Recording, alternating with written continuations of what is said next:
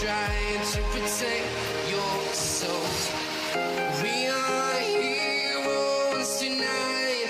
We will fly above the sky. We are heroes tonight.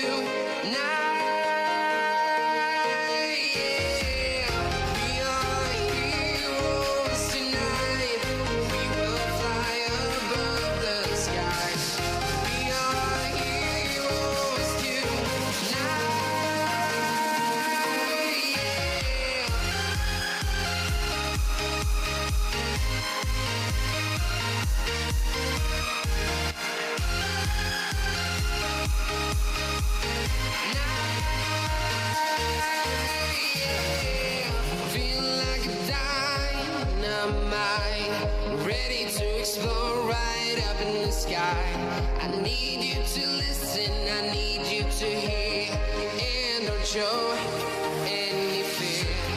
I've been flying from town to town, from London to Taiwan. I've been all around the globe trying to protect your soul. We are heroes tonight. We will fly above the sky. We are heroes tonight. Yeah. We are heroes tonight. We will fly above the sky. We are heroes tonight.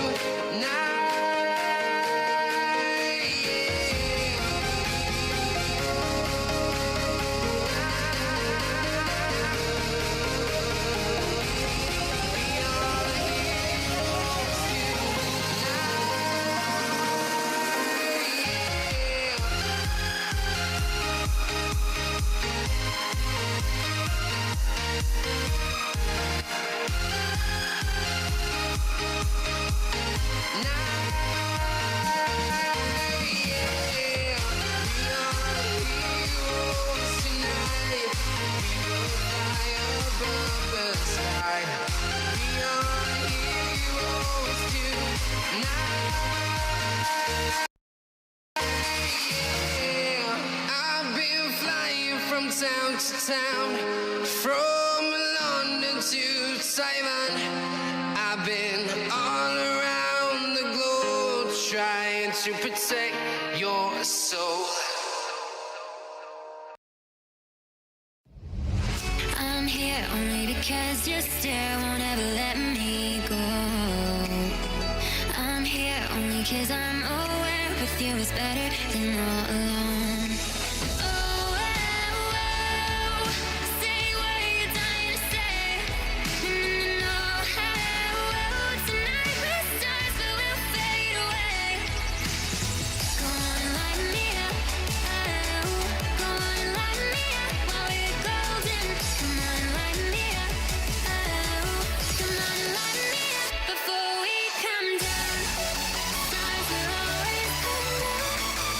So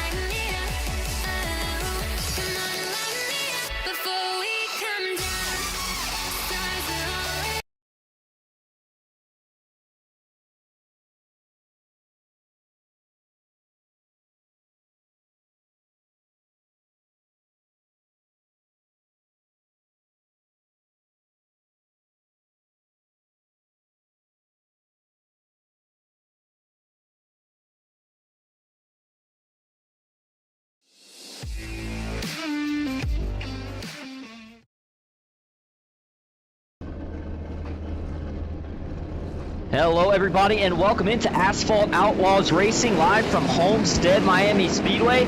Got a bit of a quicker grid than we were expecting tonight. Drivers had a warm-up pre-race and here we go. Let's get right down into it. Thank you all so much for tuning in. You are watching Austin Green on Ghost Racing Network. Here we go on the pole tonight. It is going to be Eric Hegdahl, last week's winner. He puts down a pretty fast lap at just over 30 seconds. Second place is going to be David Traylor. Isaac Smallwood will roll off third with Clinton Woodby back and forth. Braden Avila, Bill Hales making up row number 3. It's going to be Colton Hardy in 7th with Keith Prince back in 8th, Evan Schilling 9th, Mark Beverly in 10th, Joe Yakes in 11th with Michael Miller back in 12th. Row number 7 is going to be Haas Beverly and Jesse Wise, Michael Newman and Jesse Galloway. And row number 8, Lance Thompson back in 17th, Jay Stinson in 18th, Sammy Davis and Brody Venti rounding out your top 20. It's going to be Dennis Steele in 21st, Caleb Patton 22nd, Dylan Paz and John Shilino in row 12, Patrick Baldwin and Rick LePage in row 13th, Andrew Hansley and Will Rainwell in 27th to 28th, Robert Dudley 29th, TJ Elaine in 30th, Kevin Winker, Tyler Beverly 31st and 32nd, Jonathan Herbert in 33rd. We'll get to the race info in just a moment, but just like that, green flag is in the air and we are racing at Homestead.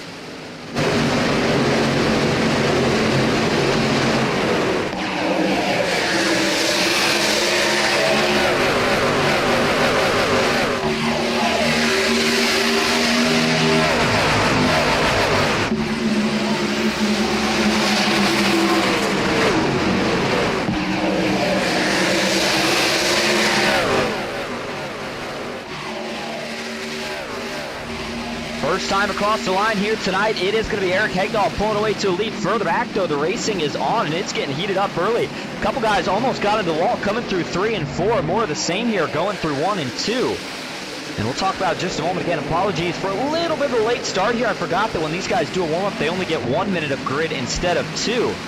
But nonetheless, already some moves being made, and in fact, we've already got a couple guys up a handful of positions. Clinton Woodby has already pulled off 2 of those spots in the 92 machine, and he's trying to work his way right around Isaac Smallwood in the 5 on the top side, and I think that's going to be the place to be here tonight. And as we take a look at the race info, it is indeed the Son1c Graphic Design 200. That means we are going to go 134 laps around this 1.5-mile oval as Clinton Woodby gets in the wall there a little bit, coming off of turn number 2. As always, going to be the Craftsman Truck Series here tonight and the rest of the season. 95% fuel, 5 tire sets. You got 1 fast repair if you need it. Fixed setups, and then we do have a stage break coming on lap 55 that will be on the start. 3 green light checkers if you need them, and you can probably tell by the environment outside. Track temp 74 degrees. That's going to keep cooling down because we are headed into the nighttime, and that means it is going to be a night race under the bright lights before this thing is all said and done. But up front, Eric Hegdahl still with the lead, and he is starting to make some gap too. Has it up to just under 0.6 of a second. And he is going to be trying to extend that here early. This is one of those tracks where, whether it's day or night, you're still going to want to save some tire. But if you can get in that clean air, the quicker the better. Here's Keith Prince, David Traylor getting ready to go to battle. Keith maybe trying to pick off another position for himself right there on Evan Schilling in the 18 truck. Nothing doing yet. He'll fall back now to the back bumper, the front rather, of David Traylor in the 54. He might look around the high side. Further back, we got another 2x2 battle here. This is going to be the battle, looks like, for ninth between Joe Yakes, Mark Beverly, and they're getting ready to pull Michael Miller into the mix as well as yellow flags in the air. First caution of the night, and it's the 45 of Tyler Beverly. And he comes to a halt on the outside safer barrier. I believe this is over. Can't tell if this is 3 and 4, 1 and 2. And it is indeed right on the exit of turn number 2. Doesn't look like he's got too much damage. Definitely going to have some towards the back and side of that truck where he backed it in. And there you go. Yeah, left side and a little bit the left rear there. Just a couple scrapes. I don't think that's going to be fast repair worthy as he's able to drive off. Let's take a look at exactly what happens here to Tyler, as I think he's going to maybe get a little help on this one here. Going side by side with the 51 of TJ Elaine. And yeah, that is indeed a lot of physicality there early, and I think TJ maybe just getting in the corner just a little bit too hot, trying to get on the top. Let's go to the chopper view here. And so Tyler's committed to the top here. TJ's going to try to get in a lane lower, and boy, it's close. I mean, to be honest, from that view, it looks like Tyler may be coming down just ever so slightly, but I do think TJ coming up a little bit as well. They're just racing each other really tight. They make some contact. into the left rear, and that sends Tyler Beverly right around. He's not going to be able to save it. Luckily, though, he was closer to the wall, so you see when it spins around, it doesn't slide up and make that big impact that we're used to seeing. Instead, it's pretty light contact there on the left side of the truck. He gets back rolling here. Let's take a couple different views of this one here from the TV wall cam. And the 45 gets sideways. A couple guys were able to dodge below. Coming along late there is the 7 truck right there. Patrick Baldwin Jr. No trouble for him missing that rag. How about a ride on board here, actually? I think this will give us maybe some better insight here for TJ Elaine. And again, it didn't look like he overcooked it bad. If anything, I think he was trying to stay on the left rear here. Tyler Beverly tried to get a little bit of a corner, and I think he was just getting ready to dive down into the corner. Unfortunately, though, you get that tight in the corner, maybe loses a little bit of aero off the nose. Gets him right up the track and into Tyler Beverly. Take one more look at it here from TV number 2.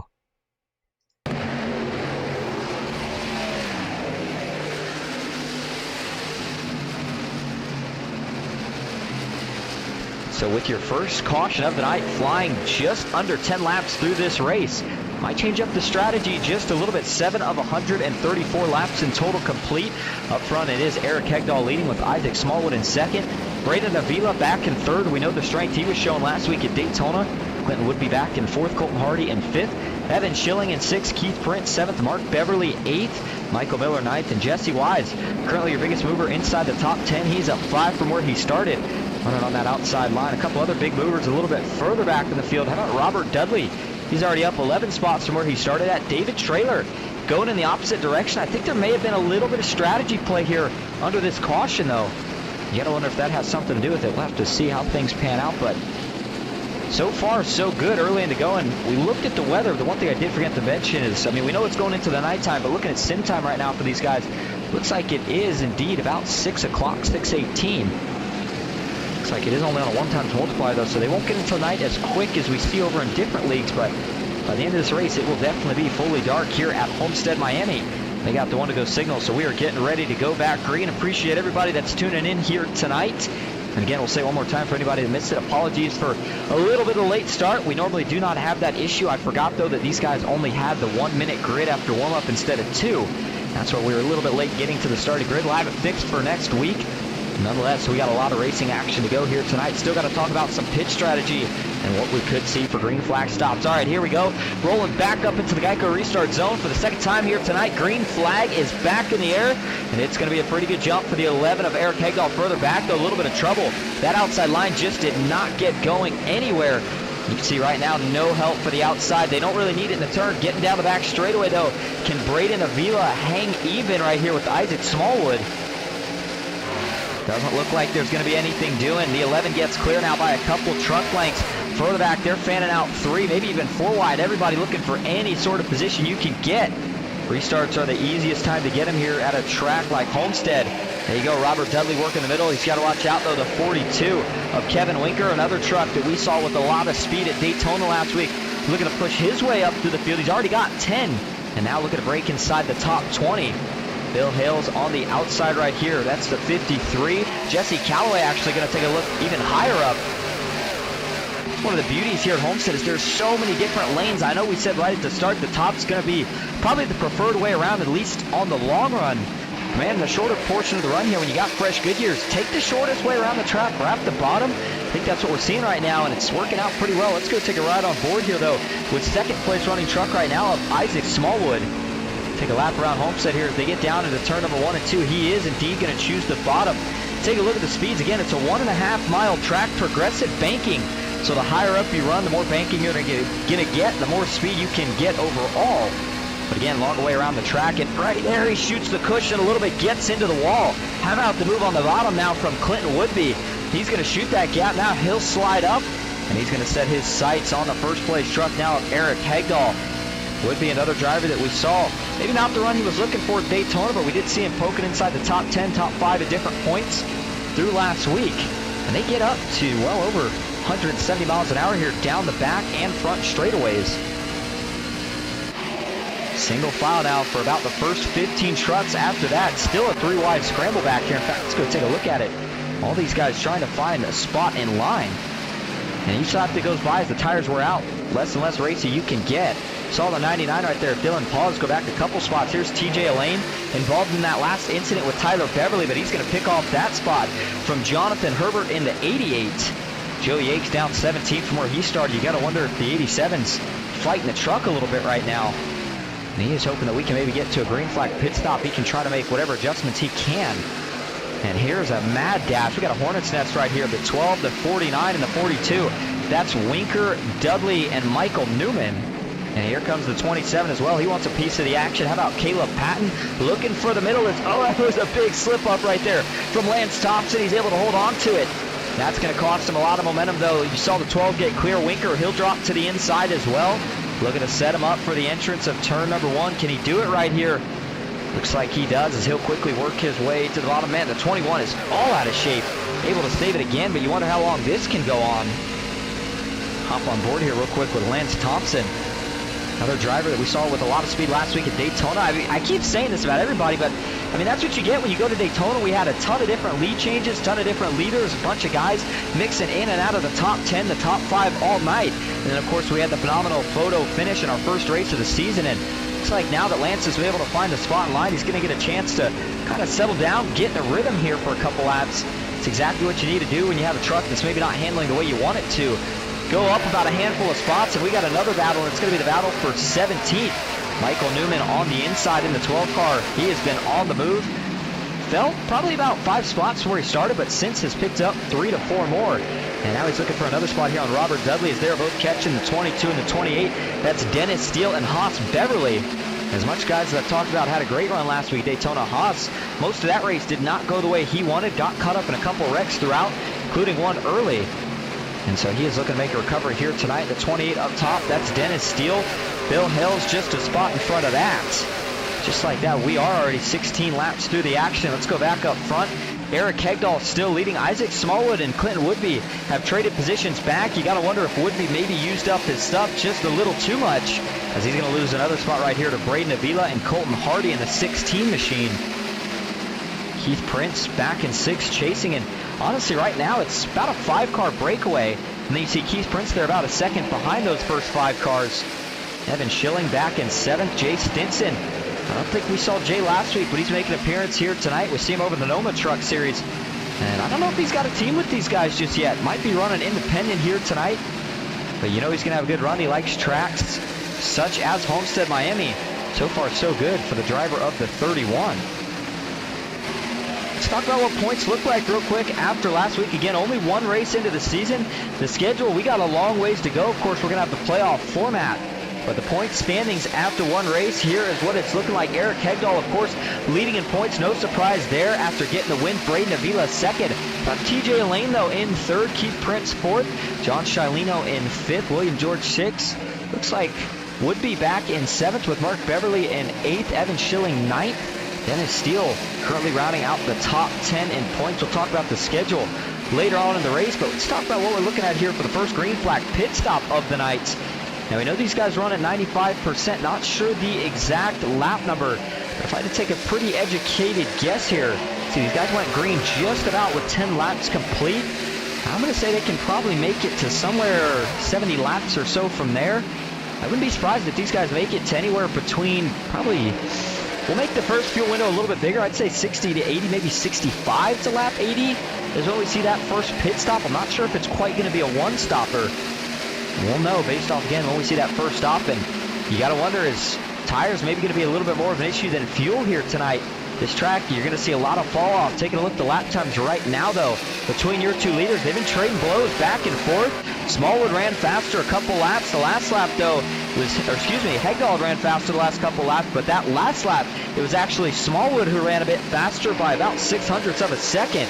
And now he's going to have to pick a different lane because he is running directly in the tire tracks of Eric Hegdahl, and that's taking all the downforce off of the 5 truck. You'll see here, does he think about going to the top, or does he keep doing the same thing? That time Eric was faster again. But I just think if you're Isaac, you got to think about trying a different lane. You just can't make it work down here for too much longer. As the tires wear out, it gets harder and harder, but they both feel comfortable on the bottom, and they both pulled away to a lead. His caution is back out. Trouble further back. Looks like maybe for Dylan Pauls. We got one on the apron here. Sammy Davis, Joe Yakes, another truck involved, trying to find exactly where this whole thing happened at. And there's Joe in the 87. Ooh, man. Looks like the 14 of Sammy Davis is pretty banged up on the front end. Yeah, the right front heavily destroyed. That'll be his first fast repair and only fast repair of the night, as he is trying to crab walk it back to the pits. You see the toe bent out of shape. So second caution draws here with just 22 laps complete, and he's going to take it down the access road. Doesn't feel like that thing can make it all the way back around, so let's go take a look at what exactly happens here. You see the 54 of David Traylor, actually the first truck to go around. So they're going to fan out 3, almost 4 wide here. That's how this whole incident's going to start. Take a look from the chopper view. So here's Traylor. He's going to go to shoot the middle. He's got to run, and actually kind of got 2 guys trying to shoot the middle here right at the same time, coming off the corner. Looks like Traylor gets an okay run. Maybe slips up just a little bit. It doesn't look like it. There is some contact into the outside wall just in front. And I want to back that up one more time and take a different angle here from the blimp cam. You got to wonder if this is what Sparks said. There's going to be some contact. Boom. There it is. Into the outside wall for TJ Elaine. David Traylor sees the checkup from the 27, go to the middle at the same time. Looks like the 99 of Dylan Pause also tries to split the middle, and they're just going to run each other out of room here to a degree. From the chopper cam again, we'll play at full speed for you. Watch the 99 as he goes to the middle. Yeah, well, you know, that's quite a bit of net code in that one. I don't think they were going to make any contact here, but iRacing thought they did, so it's going to send the 87 around. So watch as the 99 goes to the middle. It's an aggressive move. iRacing thinks he's going to run into the 87, but he doesn't. They're still, honestly, probably about separated by a foot or so. Once that turns the 87 up the track, he gets into David Traylor, and now it's going to be everybody just trying to miss the spinning trucks. You see the 14 of Sammy Davis misses the initial contact, but doesn't get so lucky there as he gets turned after getting around. Dylan Pause spins to the inside. Let's take a couple different angles of this one. So just a hard racing incident. These guys have been going at it for some of these spots in the mid to late teens. This was for the early teens, though, and hey, you see Sammy Davis misses the first one, but then the second one, the 87 of Joe Yakes, was trying to sneak through, turns both of those trucks hard into the outside wall. They're going to get the worst of this one, and Tyler Beverly was coming in hot, still able to avoid everyone, though. Look from the TV static cam. It's a hard hit, too, and lucky for Tyler Beverly not to get collected in that. He's already been in one incident tonight. Certainly wasn't going to help his chances of going up there and fighting for a top 5 or maybe a win by the end of this thing if he would have been involved in the second one. And here you go. Let's go take a look at this from TV3. Haven't seen this angle of it just yet. You really feel for Sammy Davis here. Man, he's just, I don't know how he misses David Traylor, first of all. Somehow does, and then once he gets turned here, this is going to be a hard hit. Destroys the right front. You saw it bend the toe all out of shape, rip the bumper off. The 17. Nice piece of driving right there as well to check up in time for Will Rainwell. So as everybody gets back rolling, we go back up to the front. As your second caution gets wrapped up, 1 to go signal back up front. Michael Newman, Eric Hegdahl, row 1, Isaac Smallwood, Braden Avila in row number 2. With Evan Schilling, Jesse Calloway in row number 3. Pace truck pulls off, and we are getting ready to go back green. Into the restart zone we go. This time it's going to be a big jump. Michael Newman, first time out in front, and he is taking full advantage of it. He is already going to pull out to about a 2-truck length lead over Eric Hegdahl. And remember, there is that stage break coming on lap 55. That puts us at just over 30 laps from the point we're at right now. Hegdahl going to lose another spot right there to Isaac Smallwood, who quickly picks up that second spot in the number 5 truck. Everybody further back, still 3 wide. You see the 42 of Kevin Winker. He is working through the middle on the bottom now. We're starting to see some action from Brody Benty in the 63. The 49, Robert Dudley up in the mix as well. The 77 of Michael Miller. 3 of Keith Prince on the outside there of Mark Beverly. He's trying to get the run. Mark actually rolling the bottom really well. Kevin Winker is going to try to split the difference here. He'll get to the inside of Prince, not going to be able to hold it. And that outside, you get more momentum on the straightaway. The inside shorter around the turns. But if you can make the outside work, again, more momentum is, wow, what a shot that was right there from TJ Elaine to the back of Bill Hales. If they had a little more straightaway to go, Bill's getting out of shape. Hold on to it, Bill, he does. Another close call here as the 53 almost loops it around off of turn number 4. He was able to save it and kept rolling. That was another heck of a close call. Cold tires are brutal here tonight. And when you've got it, the racing is aggressive as it's been right off the get-go for these restarts. It does not help the situation.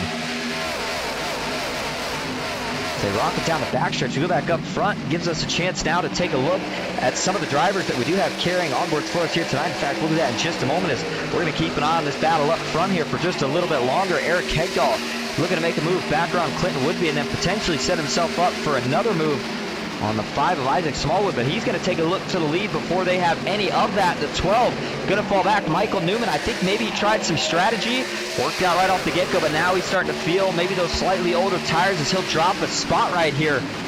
Not over just yet, though. The 12 had a run, got to the back bumper, but had out on the bottom.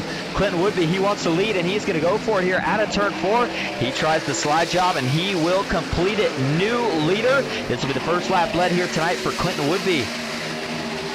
All right, and so as they calm down just a little bit at the front, at least for a moment, go and take a look at some of the drivers that we do have carrying onboard for us here tonight. We'll start first with David Traylor, one of the guys that we see carry a lot for us over in the Noma Truck Series. And here tonight, he's looking to have a good run in the 54 machine. So say that, looks like actually not getting anything from Traylor at the moment. So we'll move on to our second driver that we have with the driver cam tonight. That's Tyler Beverly, who actually saw involved in that first incident that drew the first caution here of the night. Tyler, the driver out of Youngstown, Ohio, trying to make some recovery, and he is in a lot of trucks right now, actually just behind him right now. A little bit further up, though, Bill Hale still in a very uncomfortable spot with the way that that truck's been handling for him here tonight. We saw what Jesse Wise did last week with a decent run at Daytona. He's looking for an even better one here tonight. He is our second driver with an onboard camera for us.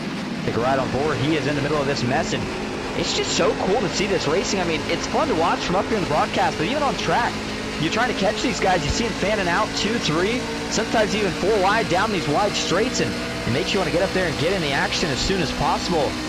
Last but certainly not least, the other driver that we have carrying an onboard for us here tonight is John Shilino. First time carrying an onboard this season. The driver out of Hamburg, New York, and it looks like he's got a pretty good setup going on. And he is looking for a good run here tonight in the 33 machine. I believe he's actually rocking the paint scheme.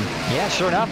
He's got, call it the sponsored paint scheme of tonight's race, Son1c Graphic Design. Of course, tonight is the Son1c Graphic Design 200 here at Homestead. Last week, so it was the winning bid 250. 2.5 mile super speedway down to 1.5 mile oval. And so far, it has been a lot of good racing, mostly clean, a couple cautions, but you're going to expect that at just about anywhere we go to. 32 laps complete, still trying to get things sorted out up front, but now flexing some muscle for the first time here tonight at the front. It's Kevin Winker in the 42 truck. He is battling hard here with Mark Beverly. We had a lot of things change up for the lead here. I think this is where you see that mix of strategy. Some guys decided to come in 2, 4, none, and they are all starting to learn that you need tires here at a track like Homestead. There's a look at Colton Hardy, the driver out of Petersburg, West Virginia. And up front now, the driver out of Salem, Ohio, Mark Beverly, series owner, is sticking it to Kevin Winker. I thought Winker was going to get by him, then pull away quickly. He wasn't able to do it. Winker has had to drop back behind the 13. Looks like he's kind of experimenting, though, with the high side. And man, they will work higher and higher towards that wall as the run goes on. Right now, though, if you're Kevin Winker, you're just seeing if Mark Beverly makes a mistake, as he does right there coming off of turn 4. 42 was able to hang it right on his right rear. Got a side draft coming down the front stretch. Just like that, Kevin Winker, he is going to try to take the lead off of 2. On the bottom, though, Beverly fighting back hard. He's going to have to stick on his left quarter panel here. Doesn't look like he's able to do it. He's not. Kevin Winker will get clear, new leader at Miami. Clinton Woodby still in the mix, even after what I thought would be burning up his tires a little bit right off the get-go. How about Colton Hardy now, trying to work that bottom. Looks like maybe got a little loose on exit right there. Robert Dudley, Michael Miller still up in the mix along with Keith Prince. And here's kind of that second pack and the second battle, if you will, between Haas Beverly and Dennis Steele. Joe Yates in this as well after being involved in that last caution. He did take his fast repair and has made up quite a few spots since then. Still inside the top 15. Going to be fighting for the top 10 here in just a couple laps. And nobody has decided who wants to run where just yet. Further back here, the 17 of Will Rainwell. The 25 of Braden Avila. Ooh, there's some contact into the wall. Goes to the 17. He's going to have to get out of it. He's trying to drop back down to find a spot in line. Everybody bobbing and weaving to not make any contact with the 17 truck. They're all going to do it. Sammy Davis, he'll go by. Remember, he had to use his fast pair earlier as well. So he is not a fan of seeing that aggressive racing. And I think the man that the strategy right now is maybe working out the least fortunate for is Michael Newman in the 12 truck. He continues to fall positions. He's going to either need a caution here soon, or I think honestly just kind of take your poison at this point and hold on to whatever he can, wait for the stage caution, take tires, and try to get himself back on the same strategy as the rest of the field. If we take a ride on board here, you'll really hear in the corner. Listen how much he's scrubbing these right fronts, trying to get any grip he can. A lot of throttle time here, especially at night, just getting really, really tight. Washes up just about to the outside wall and getting more speed out of here, but it's also going to get a little bit looser. They see the 27 Caleb Patton with much fresher tires, easily able to jump down to the bottom, complete that move. And speaking of moves up front, we're going to see another change for the lead here. It's the 92 of Clinton Woodby right around the inside of Kevin Winker. Winker still in the back bumper. Will he take another look? Doesn't look like he's going to yet. Going to stay comfortable behind the 92 here for just a moment. He'll let him start to roll away. On the bottom, there's the 16 of Colton Hardy, still in the top three. Looking to see if he can capture his first podium of the season. Mark Beverly has fallen back to fourth. Robert Dudley back to fifth, but overall up 24 positions where he started. The only one higher than that at this point in the race is Kevin Winker. He is up 29 positions from where he started in second. And even further back, Isaac Smallwood, who we saw at the front on the restart, he's falling back to ninth, getting ready to get passed by Joe Yakes. And again, 5 sets of tires, it's plenty at a track like Homestead for 134 laps. The problem is when you get a couple of the early cautions, as we had, you got to start conserving them. You don't want to take them every lap, and all of a sudden we get a couple late cautions. You don't have any stickers left in the pits because you're going to need them. So I think that's why we saw some guys decide to just go ahead and stay out. Maybe a couple guys decide to take 2, and the ones that are taking 4, though, looks like it may have been the right call, especially if we can get on a long green flag run at this point. Clinton Woodby starting to stretch it out here just a little bit now over Winker. Got it up to about 0.3 of a second. A little bit of contact with the wall coming off of turn 4. That allows Winker to close the door. Or excuse me, I guess I should say start to open the door here pretty quickly as he closes in on the 92 of Woodby. Colton Hardy, though, rocking the bottom. And again, you may be able to get the run on the outside, but what he's doing right now is conserving a little bit more tire than needs to, and also getting clean air on that truck, and it's allowing him to still stay up here, gets the draft on the straights. And that's all he needs right now. I think I like the line that Colton Hardy's doing. Sometimes you got to do what the leaders aren't. That's exactly what he's doing. And they're going to see another look to the inside here. I think Kevin Winker is trying to get back clear of that 16 truck before he takes another jump to the inside, but he just can't do it yet. And so he'll have to keep trying here for the next couple laps. 41 of 134 now complete. By the way, anybody out watching tonight, if you can, let me know, how does the race audio sound? My settings did get switched up a little bit, so it sounds a little different than last week.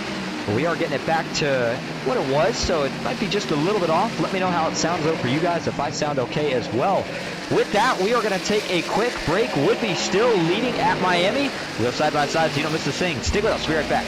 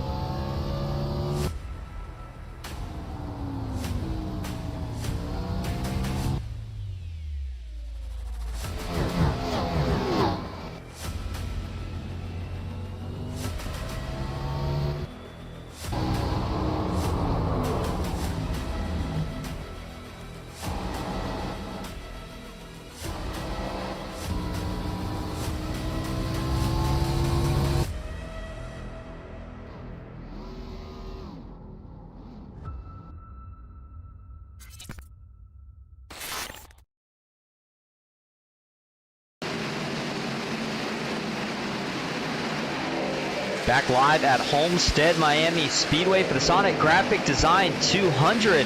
Up front, new leader, it is Colton Hardy, and I'm telling you, he had these guys in the palm of his hand. He was playing some strategy, saving tires, rolling the bottom, and that's the way to do it here at Homestead in terms of if you want to have that speed in the long run. Now 48, though, of 134 laps complete. I think we're still probably somewhere in the range of 20 to 35 laps away from that first green flag pit stop of the night. And none of that's necessarily promised, because as each lap goes by, trucks are going to get harder and harder to control. Guys are going to start slipping and sliding. As we could start to see some of these issues arise, potentially a caution. And speaking of caution, we put out a poll for anybody watching in chat that wants to participate. Do you think we will see 3 or less cautions the rest of the way? And I should have put it in there, but that will not include the stage caution. And so actually with that, I keep bringing up the green flag stop, but I keep forgetting about the stage break. Again, a little bit different in the NOMA Truck Series that I do. We see 2 stage breaks over there. I kind of like the idea of 1 stage break. You still get that long green flag run set up for the second portion of the race, but at the same time, if you don't like the way your truck's driving, you get a chance to bring it in, take 4 fresh tires, and try a little bit of different strategy. But Colton Hardy right now, he loves the way his truck's driving. It's going to be coming to 50 laps to go. That'll make it 6, actually 5 to go in the stage. And so far, he has been an absolute rocket ship since he took the lead. Stretched it out all the way up to 1.7 seconds at this point. Just behind him now, Robert Dudley has moved into that second spot. Clinton Woodby, the last man on the podium at the moment. Kevin Winker, 4th. Mark Beverly, 5th. Keith Prince in 6th. Joe Yakes in 7th. Michael Miller, 8th. Haas Beverly in 9th. Bill Hales, good recovery after getting really loose early on in this run. He is now back inside the top 10. Chase Denson back in 11th. Isaac Smallwood in 12th. John Shilino in 13th. And looks like, do we have one truck slowing up here a little bit in 27th? Caleb Patton, he's just taking the inside. Now you could try some strategy here, maybe invert your track position based on where you're running. If you're towards the back and maybe you decide to come in here 2 laps before this stage caution, would be a bad strategy play. You still aren't going to be able to make it the entire way without making a pit stop, but of course you get that track position, and I think I like taking that gamble if I'm towards the back, but we'll see what everybody decides to do. Right now, Sammy Davis, he is the only truck a lap down, and no danger of going 2 laps down. What he's hoping doesn't happen, though, is that the leader right now, Colton Hardy, doesn't catch the 31st or 32nd place running car right now of Dylan Paz or Andrew Hansley. They're going to be the first 2 up on deck here, and tell you what, he is closing in on them fast. They got to hold on to that lead lap for another 3 laps if Sammy Davis wants to get his lap back under this caution. And right now, Colton Hardy, he just continues to put down some flying lap times, though. Robert Dudley, he's starting to kind of even that gap out. Maybe look for him to try to catch here a little bit in these last couple laps. Even further back than that, Mark Beverly now looking for a pass on Clinton Woodby. Those 2 have been battling for that final podium position here. Woodby was holding on to it for a while, but looks like Beverly is going to be able to indeed take that spot with a little bit of side job off before Woodby with a run, and he is not going to take it. That's a veteran move right there. That's what you got to do. We talk about give and take. It's important at tracks like Daytona and Talladega, but it's honestly equally just as important here at a track like Miami. 134 laps, that's a long way to go still, even with not even halfway of this race complete. So if you got a guy that's a lot faster than you, I know you want stage points, but don't make an enemy. Just let him go. You can catch him later, and maybe he's going to help you out. If you're faster later, he's not going to race you too hard. I like that strategy call right there, if I would be not battling him too hard. Up front, unfortunate news for Sammy Davis. Colton Hardy, he has arrived on the back bumper of Dylan Paz, and he's going to go right around the 99. That'll put him as now the 2nd truck a lap down. He's got the 213 Simware.com Ford F-150. Colton Hardy, this is the white flag in the stage breaks. Look for the caution to come out as he crosses the line this time. The battle right now, not much of it in your top 5. Looks like Dudley's going to hold on to 2nd. Clinton Woodby going to finish back and 4th as Mark Beverly still in 3rd, but out of turn 4. A lot of speed since he's taking the lead, and he is looking good early. Stage winner is going to go to Colton Hardy in the 16 truck. There's the yellow flag for stage, and as they all come across the line to finish everything up right here. Take a look at the pit lane cam. Everybody fanning out 2 wide. Looks like Tyler Beverly maybe picked up an extra position there coming to the line. And so now the 2nd race is on, and that's really what these things feel like with that 1 stage break. The first race, kind of a race to the stage break to try to get some extra bonus points, see how the truck's feeling. You can be a little bit more aggressive. And what else you can do is get some practice and decide how you want to set yourself up for this final run, which is going to be still probably about 80 laps all in total. Maybe about 75 here once we go back green, but Colton Hardy is indeed going to be your stage winner. One of the Asphalt Outlaw Racing. I'm not sure if he's one of the newer guys this season, but he is one of the independent drivers.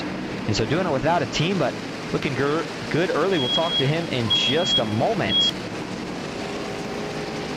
And as he does so, looks like my fire alarm is going off, so we're going to take a quick break to get that fixed. We will be right back. Stick with us at Miami.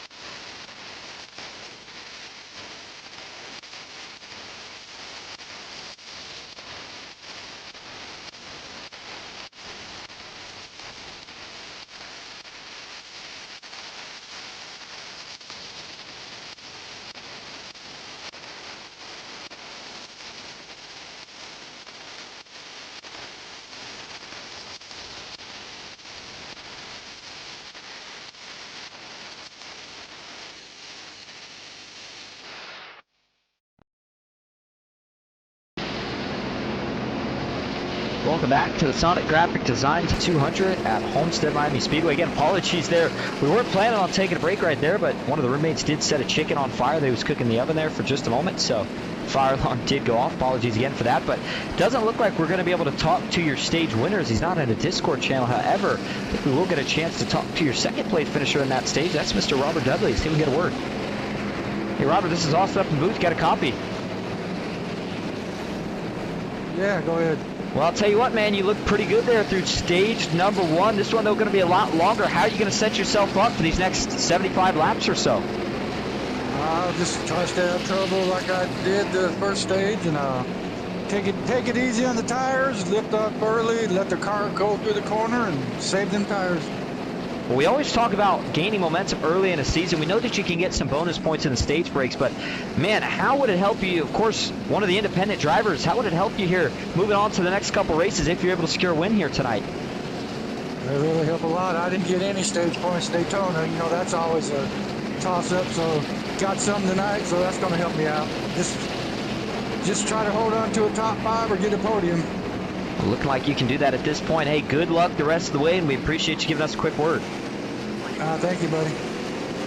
Robert Dudley sounds pretty confident, and, you know, I feel like the way I asked him maybe didn't do it full justice, but what I'm kind of getting at with the momentum thing is, right now, Eric Hegdahl, he knows that he is looking good for the rest of the season. He's just coming out here for trophies until we get to the playoffs, and Robert Dudley could be in the same boat if he finds a win, but I don't think we can take our attention too far away from the man that's looking like he might be the favorite here tonight all of a sudden. That is Colton Hardy in the 16th. Now, everybody is going to be back on fresh tires, even tires here. So we'll see if that changes things up a little bit here. And I'm going to go ahead and stop that poll. And it looks like, since we put it up, 3 votes and 66% said we will not see less than 3 cautions the rest of the way. So far, so good. I don't know. We'll have to see what happens, but we're getting ready to go back green as they're rolling through turns 3 and 4. The pace truck has flipped the lights off.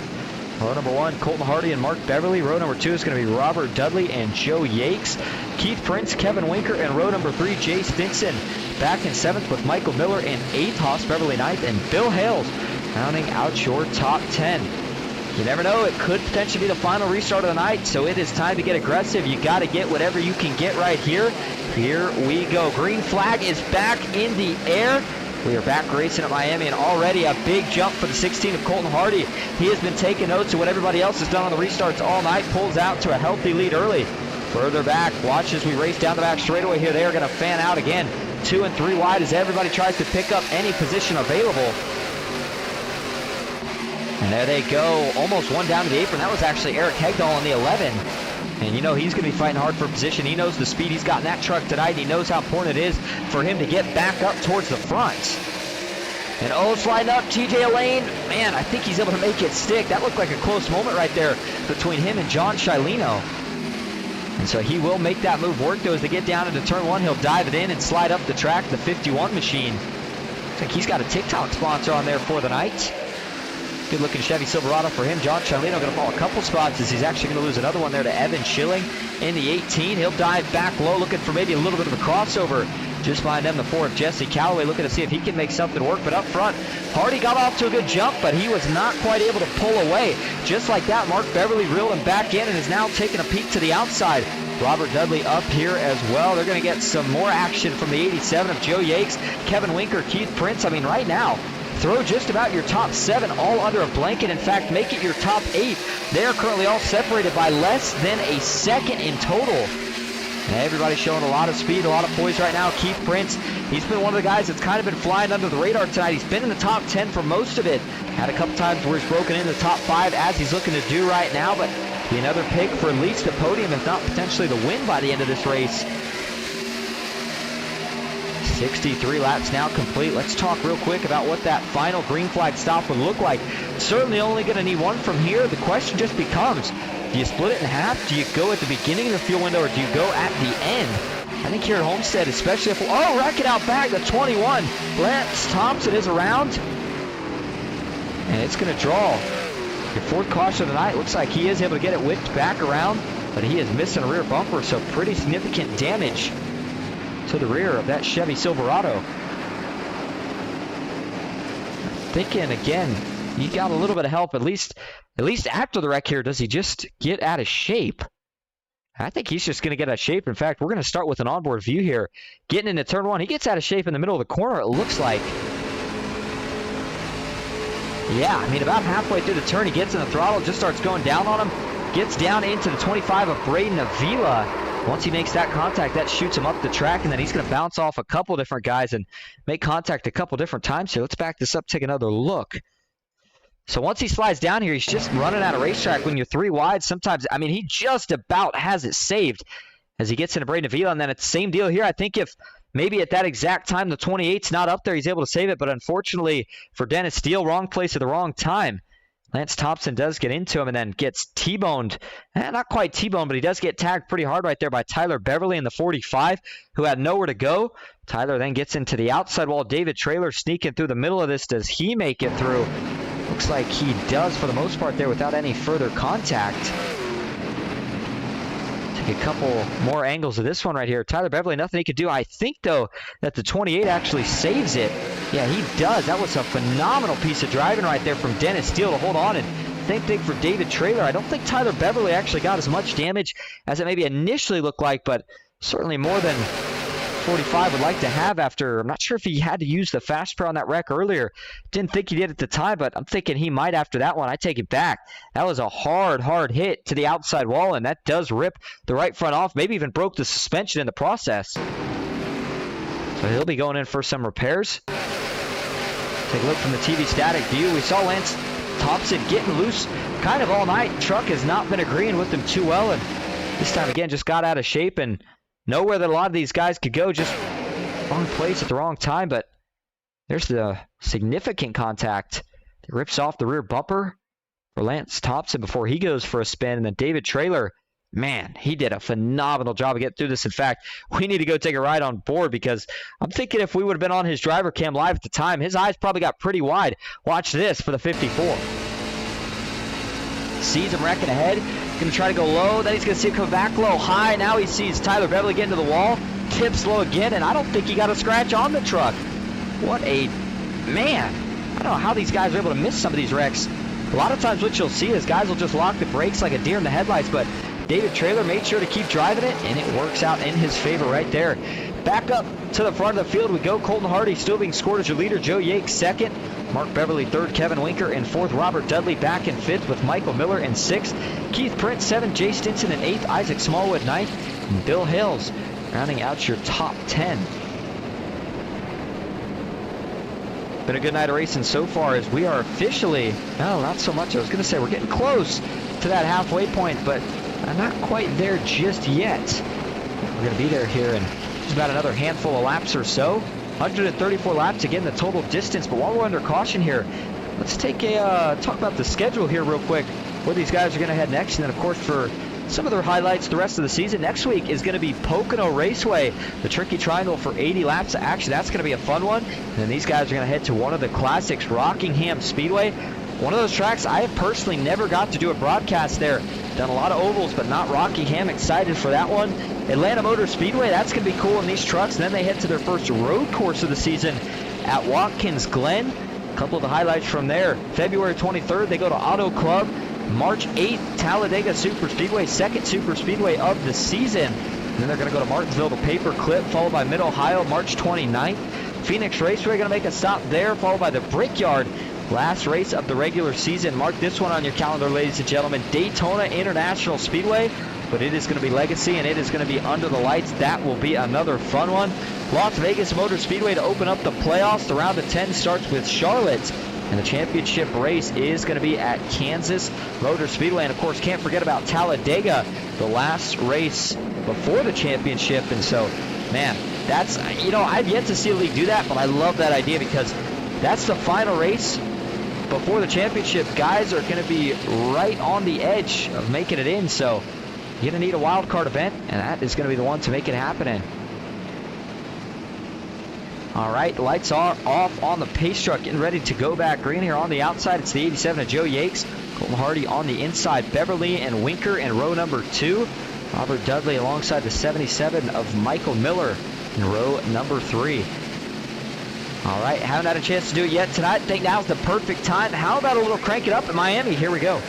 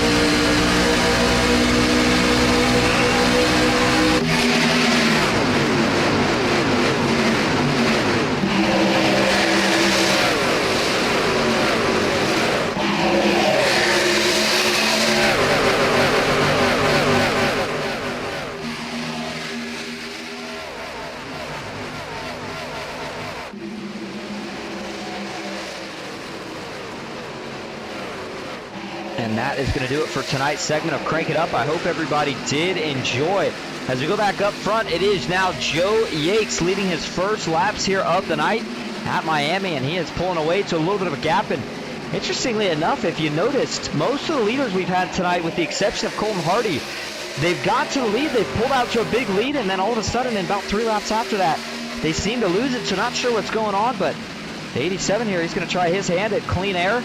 Colton Hardy still hanging on, though, to a podium spot. He runs in second. Dudley and Winker battling door-to-door right here for that final podium spot. Further back, Jay Stinson, Keith Prince. They are both trying to hold off this man right here, Eric Hegdahl. Now remember how fast he was earlier. Got sent to the back a little bit based off different strategy play, but he has been slowly and surely fighting his way back to the front. One of the few Toyotas that we got in the field here tonight, but he's going to go 3 wide here as they enter the back straightaway, trying to make a move on Keith Prince. Doesn't have the momentum to make it work, so he'll have to duck back down in line momentarily. The driver of the Travelers Rest, South Carolina.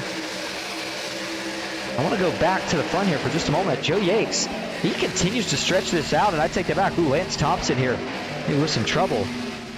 As, yeah, he's in the grass. Don't know that I see any damage, at least not yet to the 21, but he's going to park it here in tow. I wonder what happened here to Lance. Let's go take a look. This is coming out of the pits.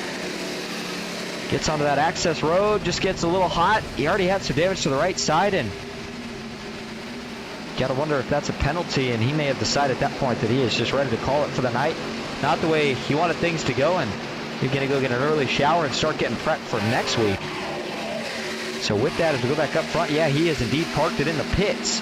Joe Yakes, the gap from him to second place is now up to almost 0.8 of a second, as it is still Colton Hardy currently, oh man, on the bottom. The 12 all out of shape, trying to save it there. And Michael Newman, did he hold on to it? He did. And he's going to be able to come back on track as they get ready to enter turn number 3. Tough break, but it was able to at least save himself a race car. And did he get some help here? Let's back this up and take a look. An odd look for somebody to just hop off. So I'm thinking that wasn't the case. There you go, middle 1 and 2, gets on the throttle, truck starts getting loose, starts coming around, gets all the way down to the apron. Keith Prince, Isaac Smallwood, Stinson able to slide by, and at that point he realized he needed to just abandon ship, didn't want to wreck it. Smart choice, another veteran move. We've been seeing a lot of smart moves being made here tonight, and that includes some of the wreck avoidance that we've seen. Nicely done right there by Michael Newman. Joe Yakes up 10 total positions from where he started this race at. Kevin Winker fans getting excited right now as he is going to pick up another spot there from Mark Beverly. That'll move him to second. Go check in on some of the guys that we have in driver cam here again tonight. Start a little bit further towards the back. I believe, yeah, Tyler Beverly retired after being in that second incident, so he must have at least used his fast repair earlier, or just decided he didn't want to go any longer, so we no longer have driver cams on Tyler Beverly. As we go a little bit further up, though, David Traylor, doesn't look like his driver cam was actually working here tonight, so that'll keep us down to 2. John Shileno, who is back at 22nd, still positive from where he started this race at. In fact, he's up 2 in total. There's a look at the onboard view. He is another driver that's going to be setting himself up for a good final green flag pit stop and hopefully have a chance at the end of this race. Again, currently sitting in that 22nd position. Then the other driver with the onboard cam for us, just about a handful of spots ahead, is Jesse Wise. Jesse Wise currently down 3 overall in this race, but another one of the Toyotas in the field trying to have a strong run, the driver of the 69 truck. And he is catching Bill Hales, but at the same time trying to hold off the 18 of Evan Schilling. And as a driver, honestly, I'll tell you what, as a driver, you kind of like having someone in front of you if you're faster. It keeps pushing you to run as fast as you can, trying to catch him. And having a guy in your mirror, it's not the same case, not quite as enjoyable. You have a lot of pressure to perform. You know if you make a mistake, he's going to have a chance to pass you. But Joe Yakes, man, starting to put on a little bit of a clinic right here. He's got that gap up over a second on Colton Hardy. Hardy's still rocking the bottom, as is the 87 of Yakes, and yellow flag is out. It's Smallwood involved. And looking for him here. Got a couple guys maybe in this one. There's Smallwood. Slow on the back straightaway. No damage to the 5 truck. So he will get back rolling. Now this is going to put us probably in the fuel window, so we'll have to see how this works out, but this is a big caution. It's going to have some big implications for some of these guys as well. Here we go. Let's go take a look at exactly what happens here. So you see Isaac Smallwood around there, and so is Eric Hegdahl. I wonder if these two get together. So here you go. They're 3 wide, working their way through 1 and 2. And is the 5 just going to start getting loose here? Starts coming up the track, and actually I think Jay Stinson's getting loose. Looks to me they're like maybe Jay's coming down. I think the 5 was coming up, but a normal race line they're expecting, of course, to slip in line behind Jay. But when Jay gets loose, that kind of abrupts that. And then He makes some contact. He gets down into Eric Hegdahl. Hegdahl slams the inside wall. The 5 just goes for an instant slide, and wow, he had a couple really close calls there. His trucks had to split left and right to avoid him, but they all do so, so no heavy impact. Let's take a look at this from TV2. See if this gives us any more insight on if Jay Stinson here was just getting a little bit loose. Watch the 31. Top of your screen coming into view. He's on the wall. He's starting to turn down. Yeah, that thing's swapping ends on him. The back end starts to come around. He's getting loose trying to save it, but again, 3 wide, and you just start to run out of room. Nowhere to go. And that's going to be another tough break for a couple of these guys that were having good nights up to this point, including 2 of the guys who have led this race at some point, Eric Hegdahl and Isaac Smallwood. There's Smallwood going around. I'm not sure just how bad the damage was for Hegdahl. As you saw Sammy Davis, man, flying on the inside right there. That was an extremely close call. So let's go take a look here at the damage for Hegdahl. Looks like he definitely had some on the left side. You mainly got to worry about if you have it on the front end. I mean, just from that view, it looks like he's going to hit this inside wall pretty hard. So he's on the inside. Problem is he's just got nowhere to go and then just runs out of room again. Tank slapper to the left side. Yeah, that's a pretty significant impact here. And I think he's going to make a little bit more contact with the rear end. Overall, not too bad of a save, but unfortunately, again, just ran out of room. And he almost got clobbered as well there by Sammy Davis, who had to split the middle in between both of them. Take an onboard ride here with Eric Hegdahl, and you'll see just how hard it is when you get kind of tagged in the blind side like this. He doesn't know it's coming, so he can't even get ready for it. I think he saw it split second just before it did happen, but take one more view here from the TV static cam. So Eric Hegdahl, Isaac Smallwood, and Jay Stinson, the 3-car incident brings out your 5th caution of the night. 82 of 134 laps now complete. Up front, new leader tonight, Dennis Steele, Kevin Winker in 2nd. Joe Yates back in 3rd, Colton Hardy 4th. Mark Beverly in 5th with Michael Miller in 6th, Robert Dudley 7th. Bill Hales in 8th, Keith Prince 9th, Braden Avila currently rounding out your top 10. Don't think they're going to get the one-to-go signal this time. However, what we are going to do is take another quick break. Go get yourself a drink of water. Get stretched out. Use the bathroom if you got to. Meet us back here in just a moment as we get ready for another restart.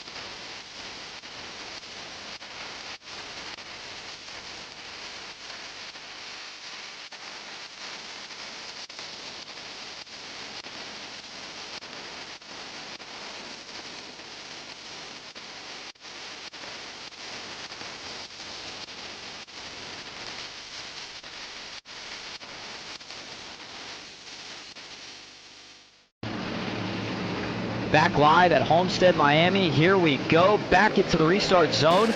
Green flag is back in the air. It's 84 laps now complete. Caution is cleared up, and it's Kevin Winker off to an early jump on the inside. Head out to 28, though. Again, first time up here tonight for Dennis Steele. Looking to make the most of it, but now the big thing to watch is these restarts. They're just getting more and more aggressive. Each one that you have, you think it's going to be the last one. You know you got a chance to collect a ton of track position. That's exactly what everybody is trying to do. The Ford truck right now up on the top line, now down to the middle as it's actually going to be Clinton Woodby who takes the wall. And the 53 getting down. Oh, big save. Out back, though. They're wrecking. The 11 of Eric Hegdahl hard into the outside wall. Everybody else looks like they're going to be able to dodge him. Hegdahl, though, heavy damage on the right front. You got to think he's going to have to bring it down to the pits. And all of a sudden, a race that had been going so well for Eric Hegdahl early has turned into so bad late in the going. And man, let's go back this up real quick and take a look. Just a couple guys making a mistake. I saw one get into the wall. I thought it was before Eric. I think it's just going to get a checkup effect from that. As up top, no, it's the 53 of Bill Hales who actually had gotten loose. Gets down into Braden Avila who has to check up. Hegdahl checks up, but unfortunately the 18 trying to check up just runs out of racing room. That's Evan Schilling, and he gets pretty good damage too. Sends the 11 up hard into the outside wall. See it lift that truck up again, so yeah, he's bringing it to the pits, and I don't know, I don't think he's got a fast pair left, so this could very well bring a night end to Eric Hegdahl. Joe Yakes taking right off where he left off from, and he is taking the lead. Mark Beverly in second, Robert Dudley back in third, Kevin Winker fourth, and a lot of battling right now for probably about 7th through 10th. You see the 25 of Braden Avila just behind the 16 of Colton Hardy. Colton we saw at the front. We've seen so many lead changes tonight. And I'll tell you what, I've done a lot of different leagues. You don't quite see what we've seen here tonight too often. Usually you get one guy at some point or another that once he gets to the front, he's dominant as the wrecking out back, one into the wall. Now more contact. I believe that was Evan Schilling in the 18 it is. Oh, big hit. The 7 comes piling in. Oh my goodness, that was Patrick Baldwin Jr. Vicious crash here on lap 88 to bring us back under caution. The 18 heavily damaged. Patrick Baldwin is destroyed. Right front suspension's gone. He's got no front bumper. And oh, the 12 there, Michael Newman, he's not too happy, and he made sure to let him know about it. Says, hey man, I had been wrecking there for a little while. You gave me a lot more damage than I was going to initially have. Shows his displeasure, and might as well while the truck's still damaged. Let's go back and take a look at it right here. This one was a big one that starts pretty far back here. In fact, it's going to start with Evan Schilling in the 18. And the 22 of Haas Beverly getting turned around off the front nose. Let's go to the chopper view first off. And so that's Haas on the inside. Evan Schilling on the outside here. And the 18, he just starts coming down the track. And there's, again, I mean, I know some people don't like hearing it, but, I mean, from my view here, I got to call it what it looks like. They're not touching. They never make contact here. The 18, again, he's coming down, but at that point, there's still plenty of room between those trucks. iRacing thinks they make contact. That hooks the 22 dead into the fence, and then this thing's not over just yet here. The 18 comes slightly off the wall. He gets hit pretty hard in the back by the 27. Then Michael Newman trying to check up in time. Unfortunately, as the 18 washes back up, he runs into it with nowhere to go. And then you saw the 7 there of Patrick Baldwin flying in. The 29 of Andrew Hansley gets some contact at the end of it as well. Let's go back and take a couple different views of this one.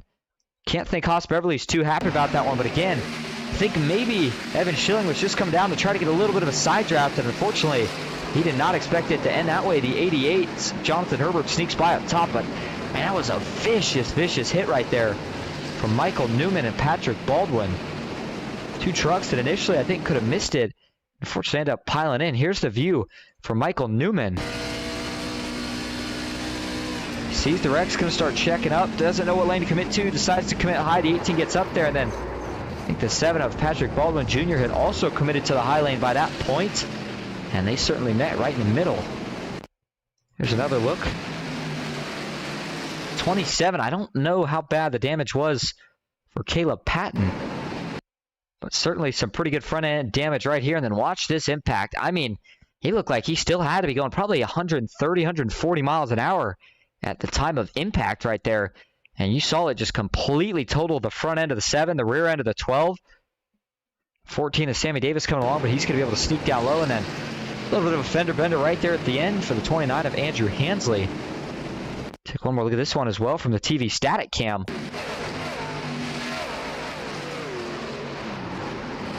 And again, I mean, we talked about the racing getting harder. I don't think that was necessarily a direct effect of that, but certainly got to play a role. Again, I think Evan was maybe looking to get a little bit of a side draft, and unfortunately, a little bit of net coat at the same time, just put him in a bad circumstance. And that was our biggest wreck so far tonight. That one collected at least 3 trucks for a fast repair and probably about 5 to 7 in total. As we go back up front, it is Keith Prince now being scored as your leader, Colton Hardy in second, Brody Venti back in third, TJ Elaine in fourth, David Traylor in fifth, Joe Yakes in sixth, Mark Beverly seventh, Sammy Davis eighth, Robert Dudley ninth, Will Rainwell rounding out the top 10. And I think they'll get the one to go signal right here. I think something we're going to try a little bit different this week is see if we can't get a little bit of a post-crash interview right there. Michael Newman didn't seem too happy. Let's see what he has to say about it. Hey, Michael, this is Austin up the booth. You got a copy? Yes, sir. Well, it didn't look like you were too pleased with the 7 during that last wreck. Break us down. Kind of what you saw from your point of view and your frustrations there post-wreck with the 7. Yeah, it may have been a little bit of an overreaction. I wasn't real sure where the 18 was going to go there. I saw him spinning, and I could see the smoke and everything well ahead of time. So I slowed up. The only reason why I wasn't completely stopped is just not knowing where he was going. And then when I got into the 18, the 7, it just, from my point of view, it seemed like he was never in the brakes, never slowed up or anything, and completely lifted the truck in the air. So just a little tap, 0x, thankfully for both of us, but kind of like a, hey, pay attention to what's going on in the track in front of you. I was already going to get damaged for no reason for me to be that upset, but that's the principle behind it. Absolutely. Well, hey, I appreciate you giving us some quick insight on that. Good luck the rest of the way. Yeah, thank you.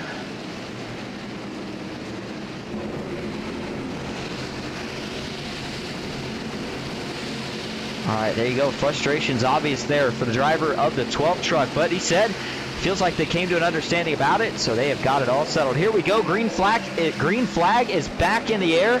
92 laps complete, and we are coming up on 40 to go here in just a couple laps.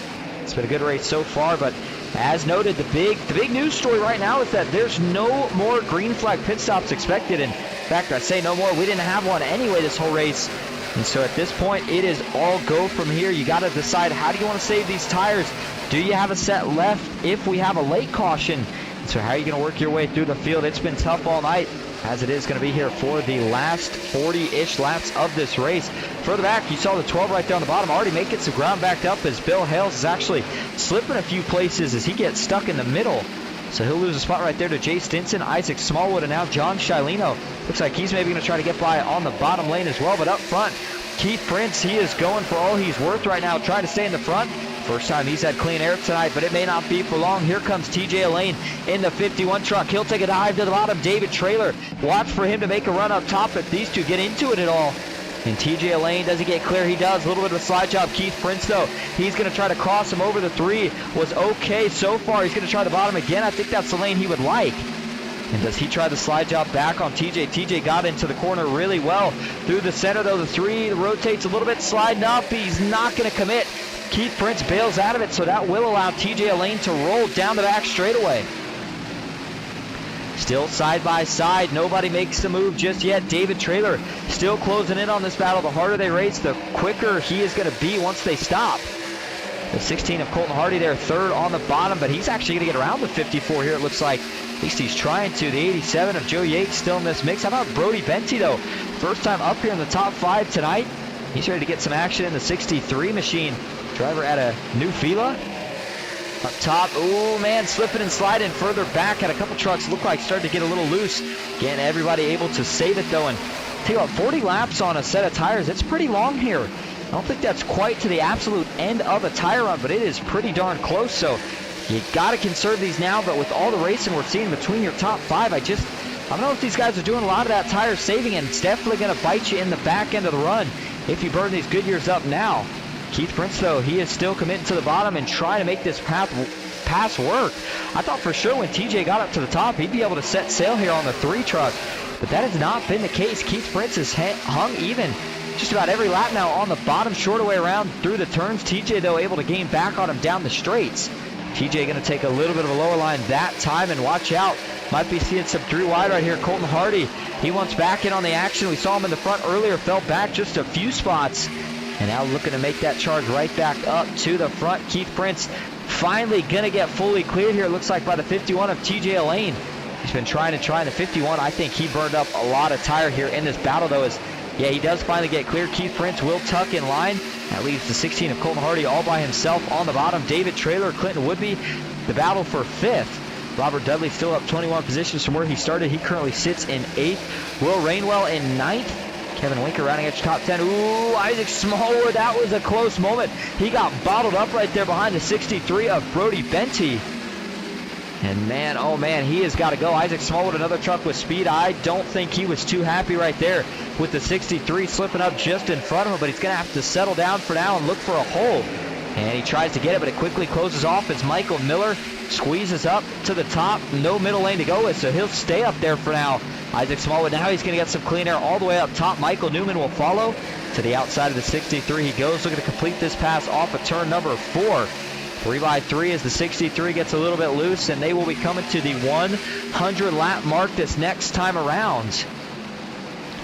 And if you are the 51 of TJ Elaine, what do you do right now? Do you try to stretch this gap out? Do you play conservative and hope that these two get racing behind you? It's a tough choice. He's going to have to make a decision. And right now, Colton Hardy, I think he's in go mode. He's playing it smart, though. In fact, let's go right on board here. I'll show you exactly what I'm talking about here. It's all about how loud you're scrubbing the tire. That's the way you judge it here in iRacing. You can hear when you're scrubbing that right front tire here at a track like Homestead. As he gets into the turn, you hear it there sliding a little bit, but notice what he does. He makes sure that he wraps the white line until he's enough towards the exit where he can do a straight line shot off. That's saving a lot of tire now, and while TJ Elaine might be running a little bit faster by being on the top, I can promise you by the time they get to the end of this run, Colton Hardy, he's going to have something to work with, and I think he is going to be probably getting by the 51 here in about the next 5 to 10 laps if they continue at this pace. Clinton Woodby back in 3rd, Keith Prince in 4th, Joe Yakes in 5th, and for the first time tonight, surprising as it may be, your top 10 have actually single-filed out. That single file goes all the way back to 13th position just about. Jesse Calloway on the outside of Michael Newman. Michael Miller, Jesse Wise in this group as well, along with Jay Stinson, who's actually just behind. This is where all the action is they're trying to single file out things as well. John Shilino back in a race for what looks to be about 24th right now. He is in the Sonic Graphics design scheme here tonight. The 27 on the outside, that's Caleb Patton. The 7 who we saw involved in that last wreck, Patrick Baldwin, still was able to work his way back up inside the top 30. In fact, he's in 25th at the moment, but not the way he wanted his race to go after looking like he could secure a top 20 earlier on. 102 laps complete. Everybody's still chasing the leader. Let's take a quick look here at where we head next on Ghost Racing Network. Oh, we got one spun out back. Trouble for 2 trucks. That's Michael Miller and Brody Benty to go around. This will bring the caution out. So we'll hold on to that thought for just a moment. Doesn't look like there's any heavy damage to Brody's truck. I think the real question was going to be Michael Miller, who we did see slide and make contact with the inside wall, and he does have some right front damage. Not sure just how bad it is for the 77. Let's go back and take a look. This will now put us under 30 laps to go when we go back green. So I think Brody's going to be the first one to get out of shape and spin out. And watch what happens here. See Brody in the 63. And actually, yeah, we'll go watch Michael here. Oh, man, the 12 of Michael Miller, he's loose too, it looks like. Starts coming down, but that's not what causes this issue. Michael Miller never makes contact. The 63 starts getting loose at the same time. He's out of the pipes. Michael Miller sees that checkup, tries to, but just unfortunately not able to check up in time. Runs right into the back of the 63 and then gets turned himself right there and sends him. That's a pretty hard shot. Unfortunately, he hit the indent in that inside wall, so wasn't able to hit it quite as square as he would have liked to not make the damage so bad. It's an onboard view. These checkups, they happen so quick. Sometimes you just can't account for it, and he's going to see the 63 start to slip up right here as soon as he gets in the gas, and then all of a sudden, that's a massive checkup out of Brody Benty. Yeah, there was no chance right there for Michael Miller. Brody was able to come to a stop. He did not hit any walls, just the contact that he got from the 77.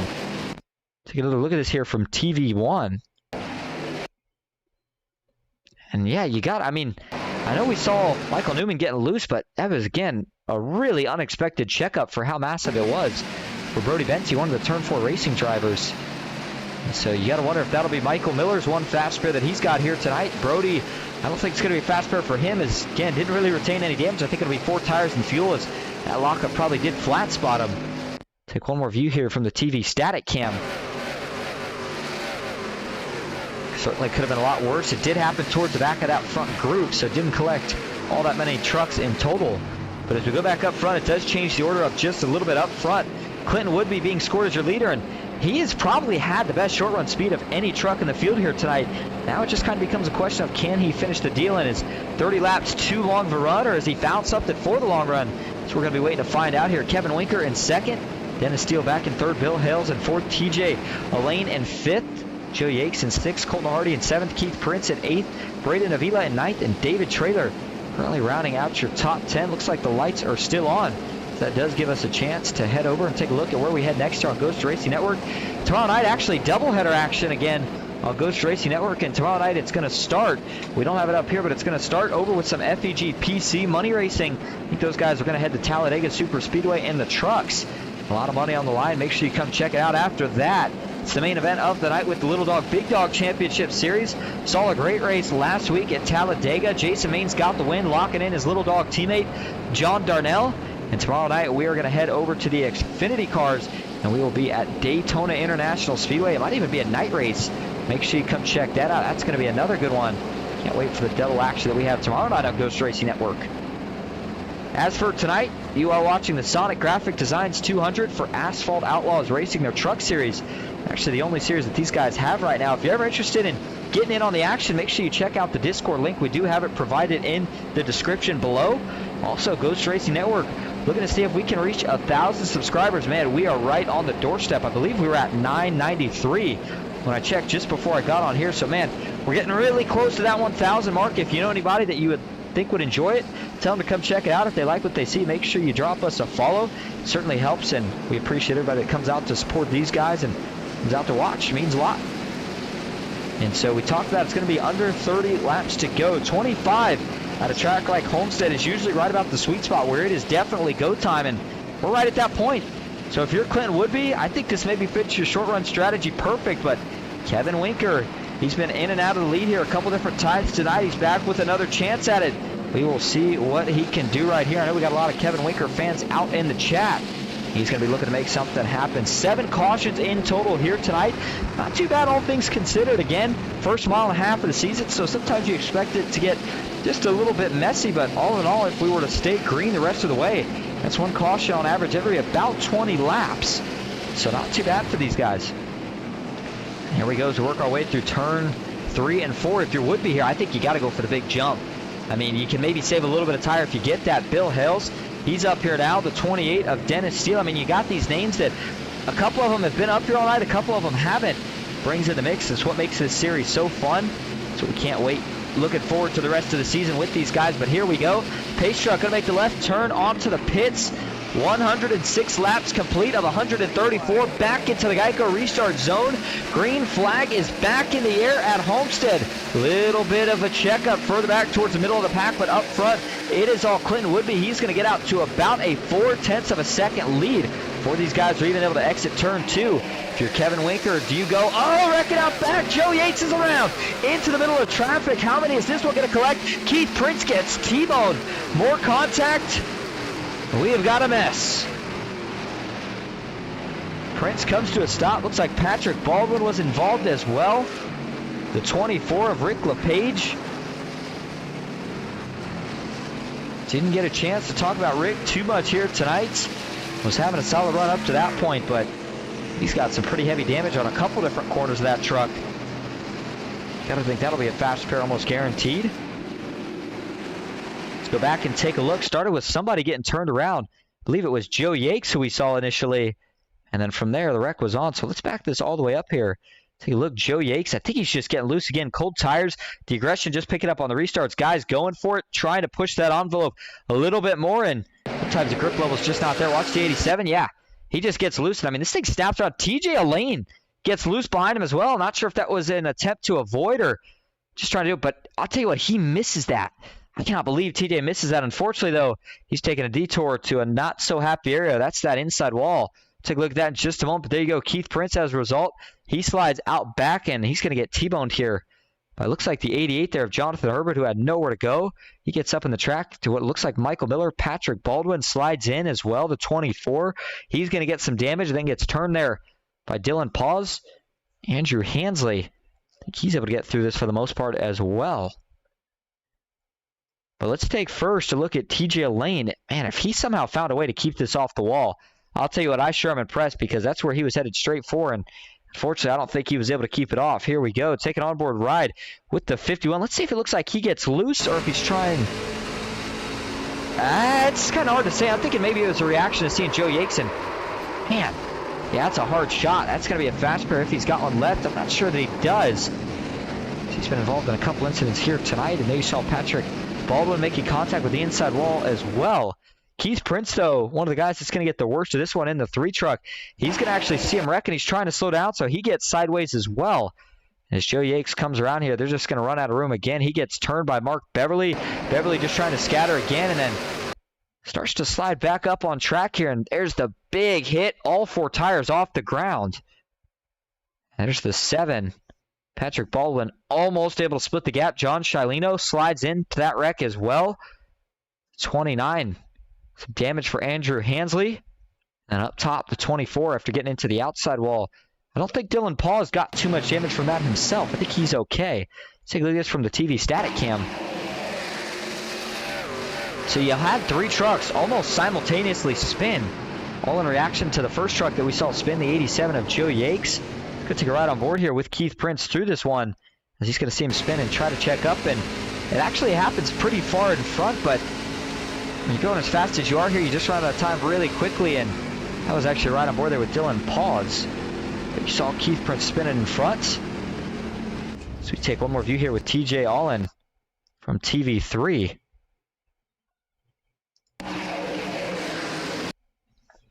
And man, the 25 of Braden Avila, he did a heck of a job missing that one as well. So did David Traylor. Just barely able to sneak by the outside. Keep those trucks clean. Keep yourself with a chance at it. Back up front, Clinton Woodby still being scored as your leader. I think he's probably liking to see a couple of these cautions. The less laps you got to run, the better with the speed that the 92 has had here tonight. Kevin Winker in second. Bill Hales in third. Dennis Steele in fourth. Colton Hardy fifth. David Traylor back in sixth. Braden Avila in seventh. Isaac Smallwood in eighth.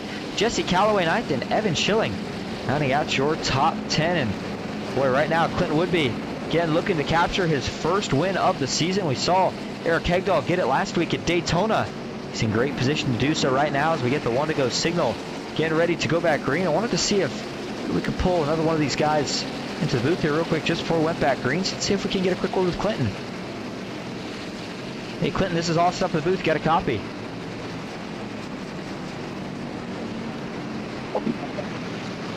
We'll try him one more time here. Hey Clinton, this is Austin in the booth. Get a copy. Yeah, I got you. All right, well, I know you're getting ready to go green. Just wanted to ask you real quick. Man, 24 laps to go. You've been so fast on the short run. Do you try to create a gap here, pull away, or do you still got to save some tire? Yeah, with me being on all tires, I've just got to get away as fast as I can right here. If we get a late caution, do you have a set left? And if you do you take it, or does it all stay out from here? Yeah, I might have a set in my back pocket left. It all depends on how many laps are left, if I'll take them or not. Well, sounds like a good game plan then. Hey, we will watch you the rest of the way. Looking good so far. We'll see if you can get your first win here at the end of the night. Appreciate it.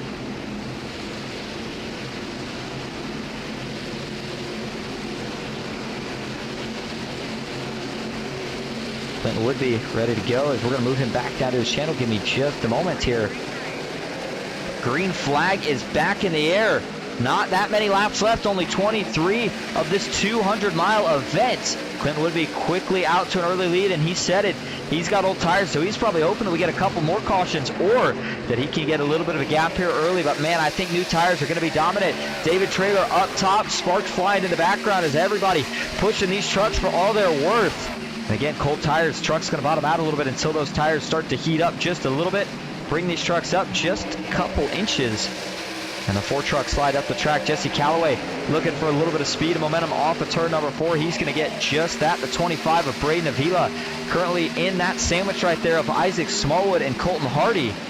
This trailer looks to go through the middle up front. This is the battle for the lead. Kevin Winker versus Clinton Woodby. Chevy versus Chevy. Who is going to get it? Kevin Winker is going to take a look to the inside. They're battling hard out back, but this could be the race for the win. 22 laps to go. Woodby trying everything he can. He's got the outside, still the preferred lane. But how long can those old tires last? Winker with another surge of momentum, and it's all he needs. He looks to get clear. Now Woodby makes some contact to the outside wall. Winker's going to dive extra low. Thought he would get cleared, not quite able to do so. Woodby again sends it really hard down into the corner. He's going to watch way up. Watch for maybe a run here from the 92. I think that's his only option. That's why he jumped way up the track, and I think he's got one right here. Does he take a look to the inside right here of Kevin Winker? He does. He's just going to give him a little shot into the corner. So as that battle gets decided, the battles out back have certainly not. Jay Stinson on the inside of Evan Schilling, who is ripping the top right now with Michael Newman. And just as I say it, caution is out. Trouble, I believe, further back here. Actually not sure who crashed in this one, as we try to find it. Robert Dudley was on the apron, but I don't believe it was him that actually crashed. And so that caution comes out with 20 laps to go, and I'm telling you what, that might have been, again, just about perfect timing for Clinton Woodby, because he was getting ready to get swallowed up in a hurry by the rest of the field. Those old tires not working too well for the 92 truck. So let's go back and take a look here. Exactly what brings out the caution. Again, I'm not sure. Didn't have any data that showed anybody necessarily wrecked, but you know, if there's a caution, it had to happen for some reason. So to go further back here, still looking for anybody that might have spun. And not seeing it at this point.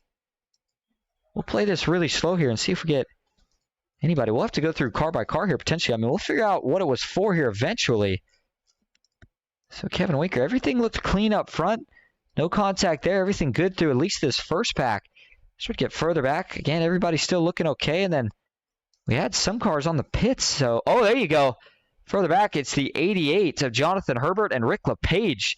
Going to be the two trucks to get involved. This was on the back straightaway. And so that'll be what draws the caution here. Let's go take a look at exactly what happens with these two. Coming off of turn number 2. That's Rick LePage up top's got a ton of damage. And next to me, like the 88, thought maybe he was going to get clear on exit, and he just did not. Clears himself right across the nose of Rick LePage, and that's going to be a pretty heavy hit for the 88 here. We'll go to the chopper view to watch this one. And here you go, the 88. It might have been getting... Rick LePage may have been getting a little loose, but yeah, certainly looks to me like the 88, yeah, he's definitely coming up, and nothing Rick LePage could do there. Wasn't expecting it. There's the big contact for, honestly, both of those trucks. I don't know if Rick's got a fast spare left. If he does, he'll have to use it. And the 88, same deal for Jonathan Herbert. I believe he does have one left. So if he does, he will also be using that one fast spare here late in the going. It's a hard hit as we take a ride on board here. Actually, with Jonathan Herbert, this might give some more insight on if he thought he was clear. And yeah, so he sees a slow truck. He's going to jump to the inside, and the truck does step out just a split second on him, but I think he thought that the speed difference was enough where he'd get clear of the 24, and he was close, but still not quite. Still needed about another quarter of a truck. So we take one final view of this from the TV static cam. Look at this hit. Almost 90 degrees into that outside safer barrier, and it is not forgiving. A ton of damages are ripped off the front bumper and fenders for the 88. But as we go back up front, all eyes are going to be on your leaders and the strategy play here for these last 16 laps or so. Colton Hardy being scored as your leader, David Traylor in second, Isaac Smollett back in third with Will Rainwell in fourth, Robert Dudley in fifth, Jay Stinson in sixth, Michael Newman back in seventh, Sammy Davis in eighth, Brody Benty in ninth, Caleb Patton rounding out your top 10. And the man we're looking for is Clinton Woodby. He is all the way back in 19th. Decided to bring it down. He wanted 4 tires. So did Kevin Winker. I think these two still have plenty of time to tear their way through the field if we can keep it green. But Colton Hardy's been fast all night. We'll see if he can pull away to enough of a gap to not have to look back. Should be coming to get the 1 to go signal. Again, we are going to take a quick break, get some water, and we will be back. Ninth caution of the night getting wrapped up here at Miami.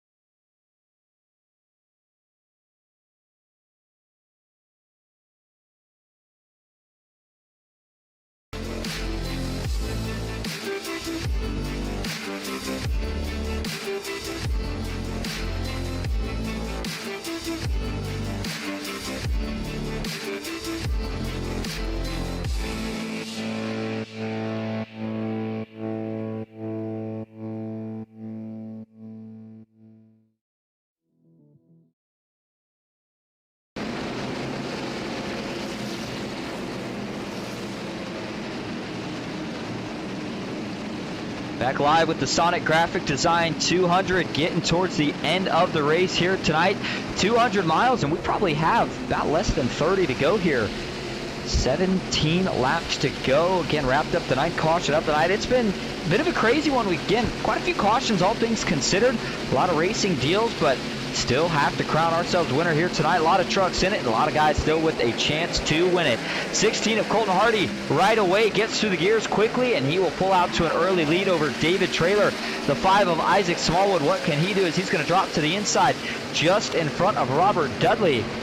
Further back, they're going to get to race it pretty quick. Keep an eye, and in fact, I wish we had a way to track these guys. Kevin Winker and the 92 of Clinton Woodby, they are going to be trying to tear their way through this field. They've got to hurry up. Not a ton of laps left, but they do have enough, and they are on those 4 fresh Goodyear tires right now, though. All eyes up front on the battle for the lead. The 54 of David Traylor on the inside, trying to see if he can find a way to get clear right here. Nothing doing yet. Still to the inside, though. Colton Hardy, he's had a fast truck all night when he's gotten a clean air. David Traylor looking for that first win. He had a couple chances and actually had a phenomenal chance last week at Daytona. Things unfortunately did not quite work out, and he is looking for a little bit of payback tonight, but he's going to have to wait because caution is out. And we have had some trouble a little bit further back here. I believe it might have been Haas Beverly in the 22. See, he's got a lot of damage as the rear bumper has been ripped off. Just got to think maybe that would explain it here. Let's go take a look. As, yeah, coming down the front straightaway, he's going to get some contact with that inside wall. Does he get some help here? That's Joe Yates just behind him. And if we go to the chopper view for this one, coming out of the turn here, Haas Beverly in the 22. Does he get a little bit loose? No, it's actually a little bit of a checkup there. As you see, the 99 does get a little bit loose, maybe jumps down. Michael Miller up top, and Haas Beverly, I think, goes to tuck up in line here behind the 99, and again, a little bit of contact, maybe a little bit of net code between him and the 77 as he gets into the left rear. That's going to send the 22 down the track. Joe Yates T-bones him nowhere to go and then backs that thing pretty hard into that inside wall. Everybody else able to miss it, so that's certainly not as bad as it initially looked like it was going to be, but definitely a tough break for Haas Beverly. This will be the second week in a row that towards the end of the race, things have just not gone the way that he would have liked to see him go. So he has put himself in a little bit of a deficit here early on, but strong runs for the 22 in terms of speed, but again, it's going to need some luck to go with it. But here you go. Watch this hit. Boom. It's a pretty hard shot as all 4 tires, again, get off the ground, even though he hit it with the rear end. And a lot of people don't realize it's better to get damage in the back of the truck than the front, but 1.5 miles and greater, they're still very aero-dependent tracks, so he's going to have to use a fast tire if he's got one. If he doesn't, that's going to be a lot of hindrance on that truck for the last remaining probably about 10 laps or so that we have left in this race. Take one more view of this here from TV2. Actually, TV3, rather. Joe Yates had a lot of speed again. Another rough break late in the race for him right here. Haas Beverly, he's actually... nothing he could do there. I was going to say he stays in it and it almost starts backing up the other way. Then maybe he locks it down, saves it, but just nothing you can do. And once you get turned around backwards, it's almost harder to save it than it is going forward. Hard hit for Haas Beverly brings out your 10th caution of the night with 13 laps to go. And again, expected that when we go back green here, it's probably going to be right at 10 to go. Colton Hardy being scored as your leader. David Traylor in second. Isaac Smallwood back in third with Robert Dudley fourth. Will Rainwell in fifth. Michael Newman in sixth. Jay Stinson in seventh. Brody Benty in eighth. Mark Beverly in ninth with Sammy Davis currently rounding out your top 10. So if you're Colton Hardy here, which lane do you take and what strategy do you try to pull? Keep an eye, though, still. We keep talking about him. Kevin Winker and Clinton Woodby. I was trying to see how many positions they made up. Woodby in front of Winker, and they're right around 15, 16 position. So again here, I think, honestly, maybe this benefits them if they can get a couple spots here in the first 2-3 laps and they get another caution right after this. Because if you're in the front at this point, I just don't think you can pit. Track position too important. I think you got to try to stay at the front for the rest of the way. We'll see if that's what they decide to do. Colton Hardy looking for his first win. Actually, everybody is here on the season. Eric Hegdahl was the only guy that had a chance to go back-to-back, and unfortunately, what looked like a truck that could have done it at the beginning of the race had to retire after being involved in a couple big wrecks here on the night. So all the 11 truck can do is walk from the sidelines and look to come back next week at Pocono. Try to pick up from where he left off. Boy, that is going to be a tough one next week. You thought we saw some crazy racing this week. I don't think you're going to quite see as much, I don't want to call it pack racing, but group racing as we saw here tonight. Pocono, though, A very technical track, high speed to very low speed through some of the corners. The tunnel turn, pretty much a one groove turn. If you get out of it, you're going to be in trouble. And with this many trucks, it is going to be a fun one to watch. If you can get a win here or there next week, you're going to be carrying a lot of momentum into the next couple tracks following. So to cross the line here should get the one to go signal, and if we do, that will indeed confirm the suspicion of 10 laps to go for the restart here. And yeah, we indeed do. So David Traylor on the inside, Colton Hardy on the outside. The 5 of Isaac Smallwood, he is back in it after a lot of adversity, trying to get back to the front here tonight. Michael Newman up here as well. Those are 17 of William Rainwell. 49 of Robert Dudley, still looking for a win here tonight if he can cap this thing off. Felt like he had a good shot at it at the end of stage number 1, and certainly wouldn't be counting that 49 off my picks here at this point. It's looking strong. The further back you go, the harder it's going to be here for this final restart. Jay Stinson in 8th. He's up 10 from where he started. Your biggest mover there right now in your top 10 is Robert Dudley. Just behind him, Will Rainwell. Caleb Patton in 11th. Braden Avila back in 13th. Clinton Woodby and Kevin Winker 15th and 16th, same row, and they are both going to be following each other to the front right here. I think 10 laps again is enough to do it if we stay green. If we make it 9, the race would be official. How about the recovery as well from Sammy Davis, who's back inside the top 10 after going a lap down early. Shows why you got to stay in these races. You can never give up fighting, because you never know what can happen. It has been a long one. Everyone that's stuck around to this point, we appreciate you being here. We'll see if we can get this thing finished up here before 10:30, but it has been a fun one nonetheless. Here we go. Back into the Geico restart zone we go. Green flag is back in the air at Miami. And he got a little shot right off the restart. Colton Hardy, that was from Robert Dudley. It allows David Traylor to clear up to the top as well as he shuffles into second. Dudley having none of it. He is quickly going to try to split to the middle. Isaac Smallwood on the bottom, getting a little bit more turn. Now the top starts to roll. Everybody going to be a little bit dicey here off of turn number 2. They all hold it together, fanning out 2 and 3 wide. Yet again, the 5 of Isaac Smallwood. He is in position right now, but Colton Hardy drops to the bottom. He takes the line away. That'll open it up to a run up top from David Traylor. Traylor going to be able to hang on to the right rear of the 5. That'll get a little side drafted. Some momentum down the front straightaway. What lane do you go with here on the newer tires of the night? It's a short run to the finish. Do you take the top? Do you take the bottom? Traylor and Hardy up top. Smallwood on the bottom.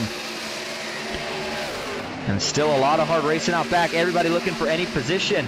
All eyes up front for the most part, but here's a little 3-wide action. Clinton Woodby trying to get around the 77 of Michael Willer. Looks like Kevin Winker, on the other hand, got trapped, actually fell back a couple spots. He is trying to find a way to get around these guys, but just starting to run out of time.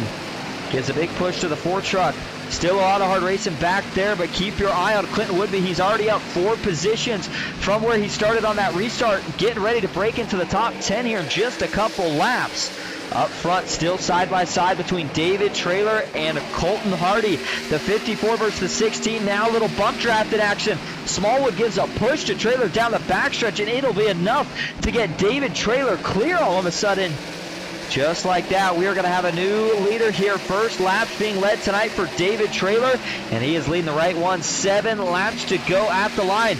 This thing is by no means over, though. Isaac Smallwood, he is applying the pressure, and I think he is just trying to see if he can get himself and the 54 clear of this 16 truck before he thinks about making a move. Further back, going back to where Clinton Woodby runs on those 4 fresh tires. He is now caught up to the 27 of Caleb Patton and Brody Benty. And this is where he's going to be catching a lot of this pack, and he's got to jump to the top, but he's got to start getting around him as quick as possible. Again, each lap here, you need to start making a pass if you're going to get up to your leaders. Getting to him and passing is a whole different thing, but how about the move Smallwood made as he jumped to the outside, and now him and Traylor, the 2 battling for the lead. This will help pull Colton Hardy back up into the mix. What does he try to do? Does he make a move? Does he help one of these guys? Options all up to him. Remember, when you go side by side in these trucks, it stalls out a little bit. Dudley, he is getting mighty loose off of turn 2 and 4. That's a couple of big saves, but how about Michael Newman breaking back into the top 5, now into the top 4. And just like that, man, we just continue to see more and more guys that you think that we're going to see who is going to pull away, and all of a sudden you pull 3 more trucks into the mix. And in fact, right now, throw your top 8 under a blanket all within a second. Traylor still up top, but it looks like now Isaac Smallwood is starting to get a little bit of an edge. Caution is out, and hold your horses, Mark Beverly is involved. The 13 has come to a stop with some heavy damage on the left side of his truck. And this is going to send us into overtime. Similar to what we just saw for Haas Beverly, no rear end on this truck either. And some bad luck tonight for a couple of the Asphalt Outlaw Racing guys. Let's see what happens here to Haas Beverly. Ooh, him and Braden Avila are going to tangle here a little bit, it looks like. As we go to the chopper view, this is getting into turn number 1. I think we're going to need a little bit more context. We'll back this up a little bit further right here before we actually get down to turn number 1. And so you see Braden Avila taking a look to the inside. He's there. And looks like Mark Beverly gets in. No harm, no foul. Avila gets to the inside. And it looks to me there like Mark just starts to kind of pinch him down out of room. I mean, Avila, he's riding the white line here. He doesn't go up at all. In fact, he's at this point, he's going down almost onto the apron. And yeah, Mark just kind of running him out of room. Not sure if Mark maybe thought he was clear, but they make some slight contact as he gets him in the left rear. That turns him around, T-bones him, and that sends him ultimately hard up into that outside wall. And man, a couple of close calls, but it did look like he got tagged as well right there from Dylan Paws. Take a couple different angles of this one here. That's a hard shot to the back of the truck, and then coming along here with nowhere to go, he gets tagged in the back and the front. So that'll definitely be a fast pair as well for Mark Beverly if he's still got his for the night. Take a different angle of it. And Kevin Winker, man, he just snuck by, but Michael Miller, he's going to make some contact to the left rear, and then Dylan Paws trying to make it by, makes a little contact to the right front. Everybody else after that, including Evan Schilling, who you saw go by on the outside, looks like was able to make it through okay. Here's a look from the gearbox. In fact, we'll go to the left rear.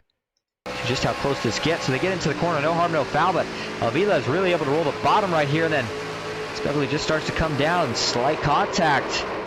All it took. Up the track he goes.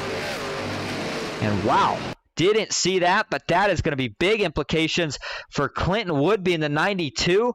One of those drivers on 4 fresh tires that we were keeping an eye on. He got totaled in this one. Watch this impact right here for Woodby, who makes it around the initial wreck. Unfortunately, though, as a result, you see the 63, Brody Benty, trying to save it after getting loose, missing that wreck himself. He hits the 92 as he comes back down, sends him just about dead right into the fence. Man, oh man, that is another big hit. We have seen a couple of them tonight, and really tough break there for Clinton Woodby as that destroys that truck. He is definitely going to be having to take a fast pair. Like Will Rainwell took a detour to the inside wall there as well. I couldn't tell if he actually hit the inside wall. Looks like he's still in 7th, but he does have some damage to the front of that truck. Let's see. So the 63, the 92, and the 63 just sneaks by, and Will Rainwell actually tags the back there. Dylan Paws. So Dylan ends up getting just about as much damage in this one. I take that back. That was not Dylan. Who was that we saw with heavy contact to the inside wall? We'll go back here a little bit further, take one more look at this with Will Rainwell. See if we can figure out exactly who that was in the background that took the even bigger shot. There you go. That looks like the 20. That's Braden Avila, who's actually right at the start of this wreck and ends up, who I thought escaped it. No, he doesn't escape this one at all. He takes a big hit to the front of that truck. That's going to total his car. And so, man, another big wreck here tonight. 11th one of the night with 3 laps to go. But again, it's going to be a 2-lap green-white checkered shootout to decide your winner here tonight. 5 of Isaac Smallwood. He's going to have lane choice David Traylor in 2nd, Colton Hardy in 3rd, Michael Newman 4th, Robert Dudley in 5th, Jay Stinson in 6th, Will Rainwell in 7th, Caleb Patton in 8th, Jesse Calloway in 9th, Kevin Winker rounding out your top 10, and that's still, again, a big storyline. If we get another restart here, you got to wonder if that helps Winker or hurts him. Man, 10 spots is a lot to make up here in just one restart, and I think the tires have had a chance now to maybe even out as they've went through a couple of these heat cycles, under racing, then under caution. It looks like Isaac chose the inside. I think that's a pretty good strategy. David Traylor on the outside. And these first 5, 6, I mean, honestly, everybody in your top 10 right here is going to have a chance. I think Will Rainwell, with a little bit of damage on that truck, I don't know how well this is going to work for him, but Isaac Smallwood looked the fastest during that last little stint that we had, so we'll see what he can do right here. And if you're David Traylor, you are going to have to put this thing probably just about up on the wall. As much throttle as you can give it and hope it sticks. If you break the cushion, at least you tried. But it is checkers or records at this point. That is what a green-white checkered basically boils down to. We are getting ready to crown ourselves a winner of the Son1c Graphic Design 200. Everyone that is tuned in at some point or is still tuning in, this is the finale. 3 of these if we need them. 2 more actually after this, but hopefully we can get it wrapped up right here. Here we go. The pace truck going to make the hard left turn. Chevy versus Toyota. Who is going to win at row 2? Colton Hardy, he's had a chance to lead tonight. Michael Newman's made a great comeback. Green flag is back in the air. 2 laps to go. It's a phenomenal jump from the 5 truck. Isaac Smallwood quickly gets out to an early lead. David Trailer on the top. He cannot let Colton Hardy get clear right here through 1 and 2. If he does, he can kiss his chances at going for a win goodbye. Hardy digging hard on the bottom, doesn't get enough to quite get clear. Looks like everybody going to stay clean off of turn 2 as they rocket down the backstretch. And the gap right now from first to second already stretched out to about 3/10 of a lead. They are racing really hard for second. That's exactly what Isaac Smallwood wants to see out of 12. Michael Newman gets a little loose, but they are going to make it. White flag is in the air. 1 lap to go at Miami. Isaac Smallwood right now, all eyes are out the windshield. He knows they're racing out back. The real battle is for second. Michael Newman dove it in on the bottom. I don't think it's stuck. Up front, though, 1 more set of corners. Can the 5 of Isaac Smallwood hold on for his first win of the season? They're wrecking further out back. It doesn't matter up front. The gap now up to 4/10 of a second. He had speed early, had it in the middle, and he's got it late. He is going to win the Son1c Graphic Design 200. Isaac Smallwood wins it at Miami. Does it in style, pulls away to one of the bigger gaps that we saw all night within just 2 laps. And the driver out of Hartford, Kentucky, with his first win on the season. David Trailer brings home second. Colton Hardy in third. Michael Newman fell back to 6th after that last lap effort. Wasn't quite enough. Kevin Winker got up to 8th. Fortunately, the tire strategy just doesn't look like it quite worked out. Before we let him celebrate, do his burnout, let's take a look at your results here for the night. Smallwood gets the win. David Trailer in second. Colton Hardy in third. Jay Stinson brings home a 4th place finish. Robert Dudley in 5th. Michael Newman in 6th with Caleb Patton in 7th. Kevin Winker in 8th. Jesse Calloway in 9th. With Jesse Wise rounding out your top 10. Dennis Steele in 11th. Keith Prince in 12th. Will Rainwell in 13th. Sammy Davis in 14th. Braden Avila finishes in 15th. Michael Miller back in 16th.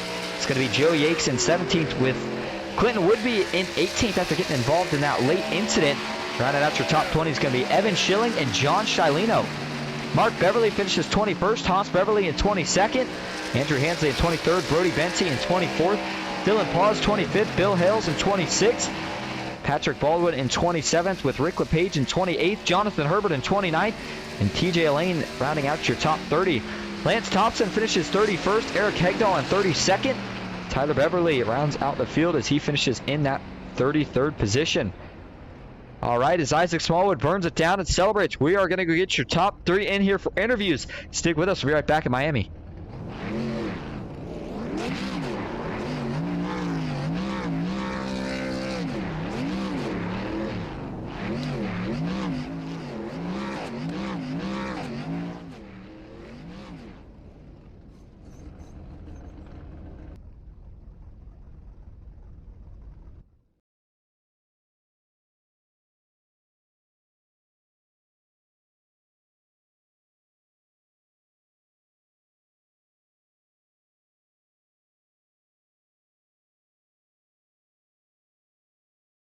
All right, back live at Homestead-Miami Speedway. Going to start first tonight with your 3rd place finisher, Colton Hardy in the 16 machine. Hey, Colton, this is Austin in the booth. Got a copy? Yes, sir. Good run tonight. You bring home a podium spot. Man, we saw speed there at a couple different times. Thought you were going to have a chance at the end. Tell us about your truck there in that last stint and what more you think you might have needed. Yeah, our winning bid Chevrolet was fast tonight. We definitely got some much-needed points after getting crashed out there at Daytona on the last lap last week. Got to the stage win tonight. Truck was super fast. Just didn't have nothing for Isaac there at the end. He pulled away from me and David. But, I mean, all in all, I'm super happy to come home with a 3rd place finish tonight after finishing 22nd last week and getting some points on the board. Well, we went to a super speedway. We went to a 1.5 miles. Next week, we go to something completely different, the Tricky Triangle Pocono Raceway. And not quite a win, but a podium. Still got to give you some momentum. How you feeling about your chances next week? I'd say Pocono is one of my top 5 to 6 tracks. So I definitely have a lot of confidence going into there. But, I mean, it's just slow and steady and patience. The races are long, and you can't win them on the first lap. So a lot of patience plays into where you finish, definitely. Certainly does. Well, before we let you head out here tonight, is there anyone you'd like to thank or shout out? Yeah, I'd like to thank my fiance Taylor, my daughter Charlotte. They are big supporters of us, and definitely my sponsor Blair Peterson from the Winning Bid.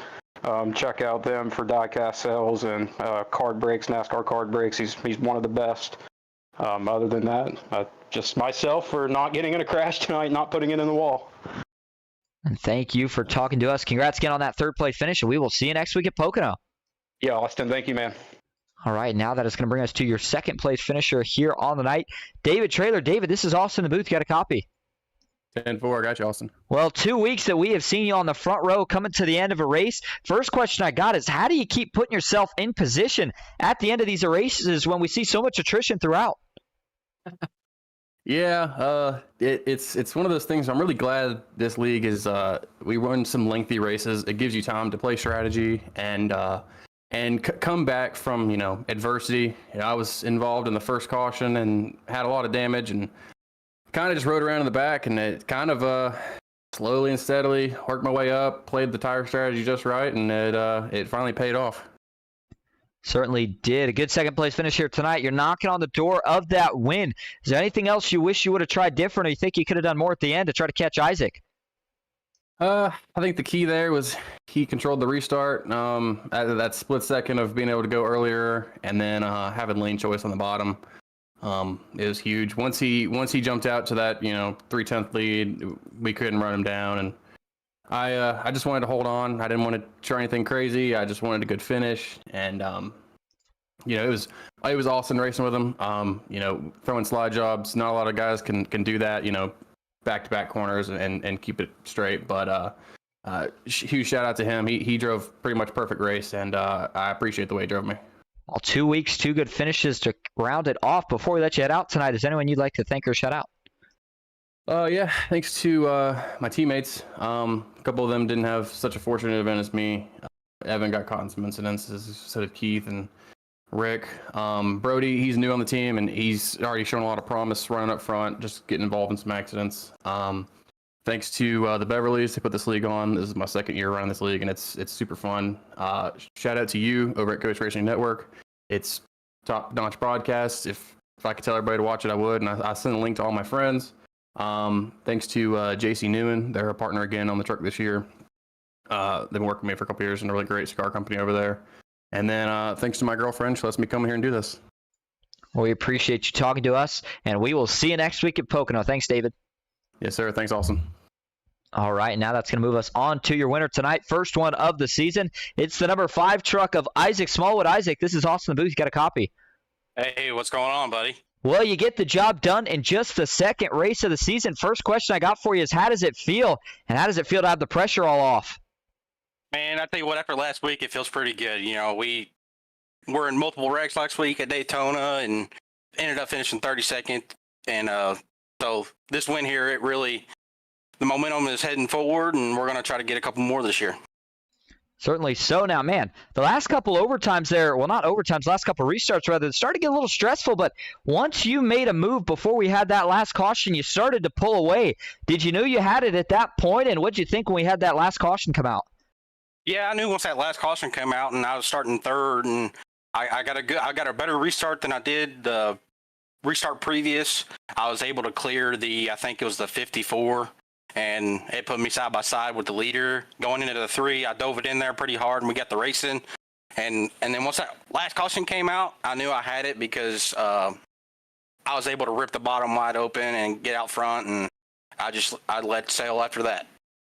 Certainly did. Well, hey, congrats on the win. Before we let you head out tonight to prepare for Pocono next week, is there anyone you want to thank or shout out?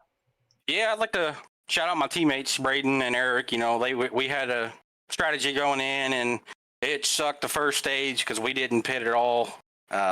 It was really a damper on the party, and we worked forward, and unfortunately they weren't able to get a good finish, but we got one for the team.